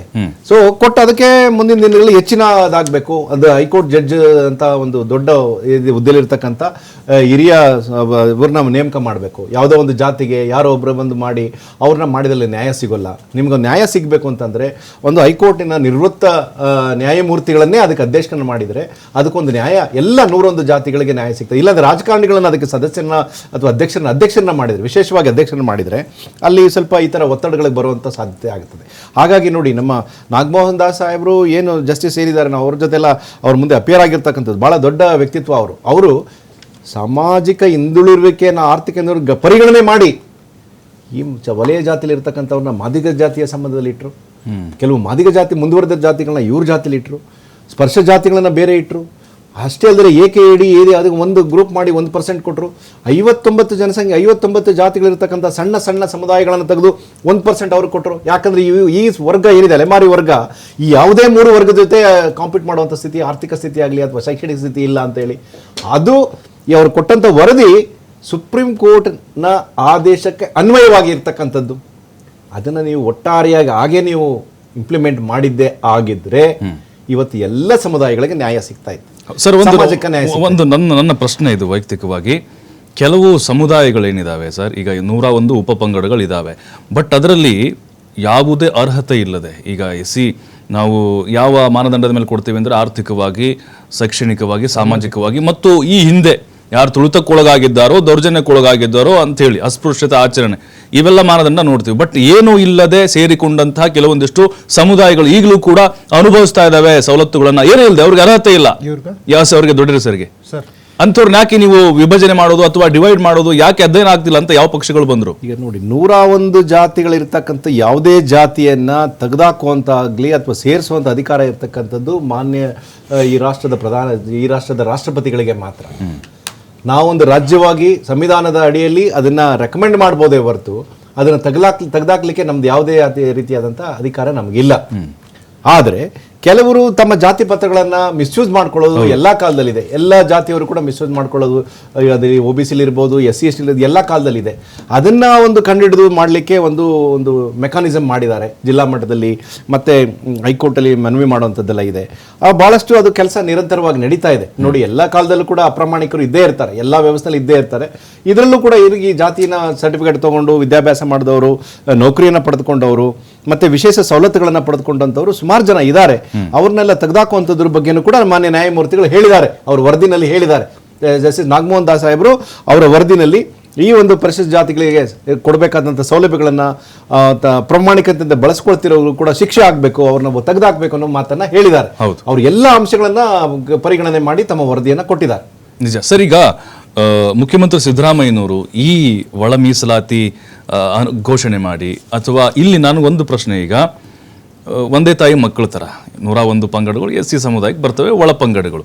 ಆದರೆ ಈಗ 6-6-5 ಹಂಚಿಕೆ ಮಾಡಿದ್ರಿಂದಾಗಿ ಎಲ್ಲರೂ ಮತ್ತೆ ಒಗ್ಗಟ್ಟಾಗಿದ್ದಾರೆ, ಒಗ್ಗಟ್ಟಾಗಿ ಒಂದೇ ತಾಯಿಯ ಮಕ್ಕಳು ಆಗುವ ಹಾಗೆ ಸಿದ್ದರಾಮಯ್ಯವರು ಮಾಡಿದ್ರು ಅಂತ ಕ್ರೆಡಿಟ್ ಬರ್ತಾ ಇದೆ. ಖಂಡಿತವಾಗ್ಲೂ ಸರ್. ಈಗ ಇದು ದಶಕಗಳ ಅವರ ಹೋರಾಟ, ಅವರು ರಕ್ತ ಕಣ್ಣೀರನ್ನೇ ಹರಿಸಿರ್ತಕ್ಕಂಥದ್ದು ನೋಡಿರ್ತಕ್ಕಂಥ, ಸಾಮಾಜಿಕವಾಗಲಿ, ಶೈಕ್ಷಣಿಕವಾಗಲಿ ಅಥವಾ ಉದ್ಯೋಗದಲ್ಲಾಗಲಿ ಪ್ರತಿಯೊಂದರಲ್ಲೂ ಎಲ್ಲರನ್ನೂ ಒಂದೇ ಸಮವಾಗಿ ಕಾಣುವಂಥ ಆಶಯಗಳನ್ನ ಕಾಂಗ್ರೆಸ್ ಪಕ್ಷ ಹೊಂದಿತ್ತು. ಮನೆ ಸಿದ್ದರಾಮಯ್ಯನವರು ಅದಕ್ಕೆ ಬದ್ಧವಾಗಿದ್ದರು. ಮತ್ತು ಇವತ್ತು BJPಯವರು ಅನೇಕ ಆರೋಪ, ಈಗ ಉದಾಹರಣೆಗೆ ಒಂದು ಚಿಕ್ಕ ಆರೋಪ ಮಾಡಿದರು. ನಿಮ್ಮಲ್ಲಿ ಅವಕಾಶ ಇದ್ದಾಗ ನೀವು ಯಾಕೆ ಮಾಡಲಿಲ್ಲ ಅಂದರೆ ಉತ್ತರ ಹೇಳಲ್ಲ. ನೀವು ಅಧಿಕಾರದಲ್ಲಿದ್ದಾಗ ನೀವು ಯಾಕೆ ಮಾಡಲಿಲ್ಲ ಅಂತಂದರೆ ಇಲ್ಲ ಅವಾಗೇನೋ ಸಮಸ್ಯೆಗಳಾಗಿತ್ತು ಅಂತ. ನಮಗೂ ಹಲವು ಸಮಸ್ಯೆಗಳು ಎಲ್ಲದೂ ಬಂದರು, ಟೀಕೆಗಳು ಬಂದರು, ಟಿಪ್ಪಣಿಗಳು ಬಂದರು, ಎಲ್ಲದೂ ಬಂದರು. ಇವತ್ತು ಒಂದು ನ್ಯಾಯಬದ್ಧವಾಗಿ ಒಂದು ಇದೇನು ಇವರು ಜಸ್ಟಿಸ್ ನಾಗಮೋಹನ್ ದಾಸ್ ಅವರ ವರದಿಯನ್ನು ಅನುಷ್ಠಾನಕ್ಕೆ ತರೋದ್ರಲ್ಲಿ ನಾವು ಆಗಿದೆ, ಅದರಲ್ಲಿ ಸಂಪೂರ್ಣ ಸಫಲತೆ ಪಡೆದಿದ್ದೀವಿ. ನಾನು ಮೊದಲೇ ಹೇಳಿದಾಗೆ ಅಸಮಾಧಾನ ಅಥವಾ ಆಕಾಂಕ್ಷೆಗಳು ಪಡಿಬೇಕಾಗಿರ್ತಕ್ಕಂಥದ್ದು ಪ್ರತಿಯೊಬ್ಬರು, ಅದು ಇರಬಾರ್ದು ಅಂತ ಅಲ್ಲ. ಆದರೆ ಇದೇನು 50% ರಿಸರ್ವೇಷನ್ ಪರಿಮಿತಿ ಇದೆ, ಆ ಕ್ಯಾಪ್ನ ತೆಗೆದು ಮುಂದೆ OBC ಅವ್ರಿಗೂ ಸಮೇತ ಒಟ್ಟು 75% ಕಾನೂನಾತ್ಮಕವಾಗಿ ಅದೇನು ನ್ಯಾಯಾಲಯದಲ್ಲಿ ಹೋರಾಟ ಮಾಡಿ ನಾವು ಸಮೇತ, ಇವತ್ತು ತಮಿಳುನಾಡಲ್ಲಿ 69% ಹೆಂಗಿದೆ, ಮಹಾರಾಷ್ಟ್ರದಲ್ಲಿ 66% ಹೆಂಗಿದೆ, ಹಂಗೆ ಕರ್ನಾಟಕದಲ್ಲೂ ಸಮೇತ ಸರ್ವರಿಗೂ ಸಮಬಾಳು ಸಮಪಾಲು ಅನ್ನೋ ರೀತಿಯಲ್ಲಿ ಮತ್ತು ಯಾರಿಗಾದರೂ ಅಸಮಾಧಾನ ಇದ್ರು ಅವ್ರನ್ನೂ ಅದರಲ್ಲಿ ಸೇರಿಸುವಂಥ ಕೆಲಸವನ್ನು 100ಕ್ಕೆ 100 ಕಾಂಗ್ರೆಸ್ ಪಕ್ಷ ಮಾಡೋದ್ರ ಜೊತೆಗೆ ಇವತ್ತು ನಾವು ಮೊದಲಿಂದ ಹೇಳಿದಾಗೆ ನಾವು ಏನು ನುಡಿತೀವಿ ಹಾಗೆ ನಡಿತೀವಿ. BJPಯವರು ಇವತ್ತು ಯಾವುದೇ ಒಂದು ವಿಚಾರಗಳನ್ನ ಎತ್ಕೊಂಡ್ರೆ, ಇವತ್ತು ಅಲೆಮಾರಿ ಸಮುದಾಯ ಆಗಿರ್ಬೋದು, ಬುಡಕಟ್ಟು ಸಮುದಾಯ ಆಗಿರ್ಬೋದು, ಅಲೆಮಾರಿ ಸಮುದಾಯ ಆಗಿರ್ಬೋದು, ನಿಮಗೆ ಅವಕಾಶ ಇತ್ತಲ್ಲ ಸರ್, ಅವರ ಕಣ್ಣೀರು ಒರೆಸುವಂತಹ ಅವಕಾಶ ನಿಮಗಿತ್ತು. ಬಟ್ ಬಲಗೈ ಸಮುದಾಯ ಏನಿದೆ ಅದಕ್ಕೆ ಅನುಕೂಲ ಮಾಡಿದ್ದೀರಿ ನೀವು ಜಾಸ್ತಿ ಅಂತ ಹೇಳಿ ಸರ್. ನೋಡಿ, ಇವತ್ತು ನಾಗಮೋಹನ್ ದಾಸ್ ಅವರ ವರದಿಯ ಆಧಾರದ ಮೇರೆಗೆ ಏನು ವೈಜ್ಞಾನಿಕವಾಗಿ ನಾವು ಮಾಡಿದ್ದೀವಿ, ಒಂದು ಸಮಾನವಾಗಿ ಹಂಚುವಂತ ಕೆಲಸವನ್ನ ನಮ್ಮ ಕಾಂಗ್ರೆಸ್ ಪಕ್ಷ ಮಾಡಿದೆ. ಇವತ್ತು BJP ಆರೋಪ ಮಾಡೋದಕ್ಕೆ, ವಿರೋಧ ಮಾಡೋದಕ್ಕೆ ನಾವು ಇದ್ದೀವಿ ಅನ್ನುವಂಥ ಉದ್ದೇಶ ಅವ್ರು ಮಾಡ್ತಾನೆ ಇರಲಿ. ಇವತ್ತು ಕೇಂದ್ರದಿಂದ ಯಾವ್ಯಾವ ಒಂದು ಮೀಸಲಾತಿಗಳಲ್ಲಿ ಅನ್ಯಾಯಗಳಾಗಿದೆ, ಅದು ಹಲವು ಜಾತಿಗಳಿಗೆ, OBCಯಲ್ಲೂ ಸಮೇತ ಅಂತಂದ್ರೆ ನಾನು ಆ ಡೇಟಾವನ್ನು ತಗೊಂಡ್ಬಂದಿಲ್ಲ ಸರ್, ಡೇಟಾ ಯಾವ ಜಾತಿಗೆ ಯಾವ ಥರ ಅನ್ಯಾಯ ಆಗಿದೆ ಅನ್ನುವಂಥ ಪ್ರತಿಯೊಂದು ವಿಚಾರವನ್ನು ನಾನು ಇಲ್ಲಿ ಬಿಚ್ಚಿಡ್ತಿದ್ದೆ ಇವಾಗ. ಆದರೆ ನಾವು ಏನು 47ರಲ್ಲಿ ಸ್ವಾತಂತ್ರ್ಯ ಬಂತು, ಏನು ನಮ್ಮ ಸಂವಿಧಾನ ರಚನೆ ಆಯಿತು, ಇವತ್ತಿನ ತನಕ ಎಲ್ಲರಿಗೂ ಸರ್ವರಿಗೂ ಸಮಬಾಳು ಅನ್ನುವಂತಹ ವಿಚಾರವನ್ನ ಇಟ್ಕೊಂಡು ಎಲ್ಲರಿಗೂ ಆ ಒಂದು ಹಕ್ಕನ್ನು ಕೊಡುವಂತ, ನಾವು ಇವತ್ತು ಒಳ ಮೀಸಲಾತಿ ಅನ್ನುವಂಥ ವಿಚಾರವನ್ನ ಯಾವುದೇ ರಾಜಕೀಯ ಲಾಭಕ್ಕಾಗಲಿ ಮತ್ತಿನ್ನೊಂದಕ್ಕಾಗಲಿ ನಾವು ಮಾಡಿದ್ದಲ್ಲ, ಜನರ ಬದುಕಿಗಾಗಿ. ಇವರು ಭಾವನೆಗಳ ಜೊತೆ ಹೊಡೆದಾಡುವಂಥವ್ರು. ಹಿಂದೂ ನಾವೆಲ್ಲ ಒಂದು ಅಂತ. ಇಲ್ಲಿರುವಂತ ಸಮುದಾಯಗಳ ಬಗ್ಗೆ ಯಾವತ್ತೂ ನೀವು ಯಾಕೆ ಯೋಚನೆ ಮಾಡಲಿಲ್ಲ? ನಿಮಗೆ ಜಾತಿಗಳ ನಡುವೆ ತಂದಿಡುವಂತ ಕೆಲಸ ಆಗ್ತದೆ ಹೊರತು ಈ ತಳ ಸಮುದಾಯಗಳ ಬಗ್ಗೆ ಚಿಂತನೆಯನ್ನು ನೀವು ಮಾಡಲಿಲ್ಲ. ನಿಮಗೂ ನಮಗೂ ಇರ್ತಕ್ಕಂಥ ನಿಮ್ದು ಭಾವನೆ, ನಮ್ದು ಬದುಕು. ನಾವು ಈಗ ಗ್ಯಾರಂಟಿ ಅಂದ್ರೆ ಹೇಳಿ ಬದುಕು. ಇವರು ಶ್ರೀರಾಮ ಅಂದ್ರು, ಇರ್ಲಿ ದೇವ್ರ ಪೂಜೆ ಮಾಡೋಣ. ಯೋಜನೆ ಅನ್ನ ಕೊಡದಿಲ್ಲದಂತ ಕೆಲಸ ಮಾಡಿದ್ರು. ಖಂಡಿತ ಸರ್, ಸರ್ ಕರೆಕ್ಟ್ ಸರ್. ಈಗ ನೋಡಿ, ತಾವು ವಿರೋಧ ಪಕ್ಷದಲ್ಲಿ ಇರಬಹುದು ಸರ್, ಅಲ್ಲ ಸ್ವಾಗತ ಮಾಡುದು ಎಲ್ಲಾ ಸಮುದಾಯಗಳಿಗೂ ಸಮ ಸಮಾಜ ಆಗಿದೆ. ಯಾಕೆ ಇಷ್ಟು ವಿರೋಧ? ಯಾಕೆ ಸರ್ ವಿರೋಧ? ಯಾಕೆ? ಆಯ್ತು, ಸ್ವಾಗತ ಮಾಡ್ತೀವಿ, ಕರ್ನಾಟಕದಲ್ಲಿ ಸ್ವಾಗತ ಮಾಡ್ತೀವಿ, ಯಾರಿಗೂ ನ್ಯಾಯ ಸಿಗಲಿ. ಇದು ರಾಜಕೀಕರಣ ಯಾಕೆ ಗೊಳಿಸ್ತೀರಿ ಅಂತ ಪ್ರಶ್ನೆನ ಕೇಳಿದ್ರಿ. ಕರ್ನಾಟಕದಲ್ಲಿ ಇರ್ತಕ್ಕಂಥ ಪರಿಶಿಷ್ಟ 101 ಪರಿಶಿಷ್ಟ ಜಾತಿಗಳು ಈ ಒಂದು ಇದರಿಂದ ಬೇರೆ ಬೇರೆ ಆಗಿದ್ದೇವೆ ಅಥವಾ ಒಬ್ಬರೊಬ್ಬರು ದ್ವೇಷ ಮಾಡ್ತಾರೆ ಹೇಗೆ ಅಂತ ಕೇಳಿದ್ರಿ. ನಾನು ಒಂದೇ ಮಾತನ್ನು ಹೇಳಕ್ಕೆ ಬಯಸ್ತೇನೆ. ಕರ್ನಾಟಕದಲ್ಲಿರ್ತಕ್ಕಂಥ ಈ ಒಂದು ಏನು 101 ಪರಿಶಿಷ್ಟ ಜಾತಿ ಇದೆ, ಅವರು ನೀವು ಹೋಗಿ ನೋಡಿದ್ರೆ ಎಲ್ಲರೂ ಕೂಡ ಅಣ್ಣ ತಮ್ಮಂದಿರಂತೆ ಭಾವನೆ. ಹಳ್ಳಿಗಳಲ್ಲಿ, ಗ್ರಾಮಾಂತರ ಪ್ರದೇಶಗಳಲ್ಲಿ ಎಲ್ಲರೂ ಒಟ್ಟಾಗಿ ಬದುಕುವಂಥದ್ದನ್ನು ನಾವು ಕಾಣ್ತೇವೆ.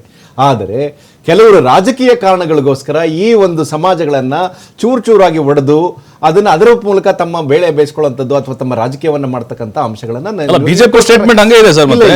ನಿಮ್ಮ ನಾಯಕ ಸ್ಟೇಟ್ಮೆಂಟ್ ಹಂಗೆ ಬರ್ತಲ್ಲ. ಇಲ್ಲ, ಅವ್ರು ಹೇಳಿರೋದೇನಂತಂದ್ರೆ, ನೀವು ಒಂದು ಏನಾಗಿತ್ತು 115 ಕೋಟಿ ರೂಪಾಯಿ ಹಣವನ್ನು ಖರ್ಚು ಮಾಡಿದ ಮೇಲೆ, ಒಂದು ಸುಪ್ರೀಂ ಕೋರ್ಟ್ ನ್ಯಾಯಾಧೀಶರು ಆದೇಶವನ್ನು ಕೊಟ್ಟ ಮೇಲೆ, ಒಂದು ನ್ಯಾಯಮೂರ್ತಿಗಳು ನಾಗಮೋಹನ್ ದಾಸ್ ಅವರು ಇದ್ದಾರೆ, ಅವರು ಒಂದು ವರದಿಯನ್ನು ಕೊಟ್ಟ ಮೇಲೆ ನೀವು ಅದನ್ನ ಅದರ ಮೂಲಕ ಪಾಲನೆ ಮಾಡಬೇಕಾಗಿತ್ತು. ಅದನ್ನು ಪಾಲನೆ ಮಾಡದಲ್ಲೇ ನೀವೇ ಕೂತ್ಕೊಂಡು ಚರ್ಚೆ ಮಾಡೋಂಗಿದ್ರೆ, ನೀವೇ ಕೂಡ ನಿರ್ಧಾರ ಮಾಡೋಂಗಿದ್ರೆ ಇದು ಬೇಕಾಗಿಲ್ಲ ಅನ್ನೋ ಒಂದು ಮಾತನ್ನ ನಾವು ನಮ್ಮ ನಾಯಕರು ಹೇಳಿದ್ದಾರೆ. ಅಷ್ಟೇ ಅಲ್ಲ, ಈ ಕೆಲವು ವರ್ಗಗಳಿಗೆ ನ್ಯಾಯ ಸಿಕ್ಕಿಲ್ಲ, ಅಲೆಮಾರಿಗಳಿಗೆ ನ್ಯಾಯ ಸಿಕ್ಕಿಲ್ಲ ಅನ್ನೋ ಮಾತನ್ನ ಹೇಳಿದ್ದಾರೆ. ಅದಕ್ಕೋಸ್ಕರ ಇನ್ನೊಂದು ಮಾತನ್ನ ಹೇಳಲಿಕ್ಕೆ ನಾನು ಹೇಳಲಿಕ್ಕೆ ಬಯಸ್ತೇನೆ ಅಂದ್ರೆ, ನೋಡಿ, ನಾವೆಲ್ಲ ಒಗ್ಗಟ್ಟಾಗಿದ್ದೀವಿ ಅನ್ನೋ ಒಂದೇ ಒಂದು ಅಂಶನ ಹೇಳಲಿಕ್ಕೆ ತಮಗೆ ಹೇಳಿಕೆ ಬಯಸ್ತೇನೆ. ಯಾವುದೇ ಒಂದು ನಮ್ಮಲ್ಲಿ ಭೇದ ಭಾವ ಇಲ್ಲ. 101 ಜಾತಿಗಳು ಎಲ್ಲ ಕೂಡ ಒಂದೇ ಕುಟುಂಬದವರು, ಅಣ್ಣ ತಮ್ಮದಿರು ಅನ್ನೋ ಒಂದು ಮಾತು ಹೇಳ್ತೀನಿ. ಈ ಒಂದು ಒಳ ಮೀಸಲಾತಿಯನ್ನು ಜಾರಿಗೆ ತರಬೇಕು ಅಂತ ಹೇಳಿದ ಮಹನೀಯರಲ್ಲಿ ಇವತ್ತು ದೇವನೂರು ಮಹದೇವ ಅವರು ಆಗ್ರಹ ಮಾಡಿದ್ದಾರೆ. ಅದೇ ರೀತಿ ಕೋಟಗನಹಳ್ಳಿ ರಾಮಯ್ಯನವರು ಅವರು ಕೂಡ ಆಗ್ರಹ ಮಾಡಿದ್ದಾರೆ. ಅದೇ ರೀತಿ ಮೊನ್ನೆ ಪತ್ರಕರ್ತರು ಮತ್ತೆ ಚಿಂತಕರಾದ ಸನ್ಮಾನ್ಯ ಶ್ರೀ ಇಂದುಧರ ಅವರು ಕೂಡ ಈ ಒಂದು ಒಳ ಮೀಸಲಾತಿ ಹೀಗೆ ಅನೇಕ ಪ್ರಬುದ್ಧರೇನಿದ್ದಾರೆ, ಈ ಜಾತಿಗಳಿರ್ತಕ್ಕಂಥ ಎಲ್ಲ ವರ್ಗಗಳು ಸೇರಿ 100 ಪ್ರಬುದ್ಧರೇನಿದ್ದಾರೆ, ಬುದ್ಧಿವಂತರೇನಿದ್ದಾರೆ, ಪ್ರಜ್ಞಾವಂತ ಏನು ನಾಯಕರಿದ್ದಾರೆ ಈ ಸಮಾಜಗಳಲ್ಲಿ, ಅವರೆಲ್ಲರೂ ಕೂಡ ಒಳ ಮೀಸಲಾತಿ ಬೇಕಂತಲೇ ಹೇಳಿದ್ದಾರೆ ಹೊರತು ಯಾರು ಬೇಕಂತ ಹೇಳಿಲ್ಲ. ಅದು ಭಾರತೀಯ ಜನತಾ ಪಕ್ಷದ ಒಲವು ಕೂಡ ನಿಲುವು ಕೂಡ, ಒಂದು ಸಾಮಾಜಿಕ ಬದ್ಧತೆ ಮತ್ತು ಸಂವಿಧಾನ ಆಶಯಕ್ಕೆ ಭಾರತೀಯ ಜನತಾ ಪಕ್ಷ ಯಾವತ್ತೂ ಕೂಡ ಬದ್ಧವಾಗಿದೆ. ಅದ್ರ ಮೂಲಕ ನಾವು ಮಾಡಿ ತೋರಿಸಿದ್ದೇವೆ. ಹೇಳಿಕೆ ಬಯಸ್ತೇನೆ. ಖಂಡಿತ ಧನ್ಯವಾದಗಳು ಸರ್, ಡಿಬೇಟ್ ಭಾಗವಹಿಸಿದ. ಥ್ಯಾಂಕ್ ಯು ದರ್ಶನ್ ಅವರಿಗೆ ಕೂಡ. ನೋಡಿ, ಈಗ ಒಳ ಮೀಸಲಾತಿ ಹಂಚಿಕೆ ಮೂಲಕ ಚದುರಿ ಹೋದಂತಹ ಅಥವಾ ಸಂಘರ್ಷಕ್ಕೆ ಏನು ಅವರವರೇ ಕಿತ್ತಾಡ್ಕೊಳ್ತಾ ಇದ್ರು, ಒಂದೇ ಸಮುದಾಯ ಸೇರಿದಂಥವ್ರು, ಅಯ್ಯೋ ನಮಗೆ ಜಾಸ್ತಿ ನಮ್ಗೆ ಕಡಿಮೆ, ಈ ರೀತಿ ಆಗ್ತಾ ಇತ್ತು. ಬಟ್ ಈಗ ಒಗ್ಗಟ್ಟಿನ ಒಂದು ಸಂದೇಶವನ್ನ ಸರ್ಕಾರ ಕೊಟ್ಟಿದೆ ಅನ್ನುವಂಥ ಚರ್ಚೆ ಆಗ್ತಿದೆ. ಆದರೂ ಕೂಡ ಅಲೆಮಾರಿಗಳು ಈಗ ನೋಡಿ ಅವ್ರು ಬರ್ತಾ ಇದ್ದಾರೆ, ನಮಗೆ ಎಲ್ಲ ಬಲಾಢ್ಯರೇ ಕಸಿದುಕೊಂಡು ಬಿಡ್ತಾರೆ, ನಮ್ಮನೆಗೆ ಈಗ 5% ಅವರು ಸ್ಪೃಶ್ಯರ ಜೊತೆ ನಮಗೆ ಸೇರಿಸಿರ್ಬೋದು, ಬಟ್ ನಮಗೆ ಸಪರೇಟ್ ಆಗಿ ನಿಗದಿ ಮಾಡಿ ಅನ್ನುವಂಥದ್ದನ್ನು ಈಗ ಅವರು ಕೇಳ್ಕೊಳ್ತಾ ಇದ್ದಾರೆ. ಹಾಗಾಗಿ ಸಿದ್ದರಾಮಯ್ಯನವರು ಕೆಲವೊಂದಿಷ್ಟು ಭರವಸೆಗಳನ್ನು ಕೊಡ್ತಿದ್ದಾರೆ. ಆರ್ಥಿಕವಾಗಿ ನಿಮಗೇನು ಬೇಕೋ ಅದನ್ನು ಸಹಾಯವನ್ನು ಮಾಡ್ತೀವಿ ಸರ್ಕಾರದಿಂದ, ಕಾದು ನೋಡೋಣ ಮುಂದೆ ಏನೆಲ್ಲ ಇದರಲ್ಲಿ ಬೆಳವಣಿಗೆಗಳಾಗುತ್ತೆ ಅಂತೇಳಿ. ಇಷ್ಟಕ್ಕೆ ಆ ಸಮುದಾಯಗಳು ಸುಮ್ಮನಾಗ್ತಾವ, ಮತ್ತೆ ಸರ್ಕಾರದ ವಿರುದ್ಧ ಧ್ವನಿ ಎತ್ತವ ಅಂತ ಹೇಳಿ.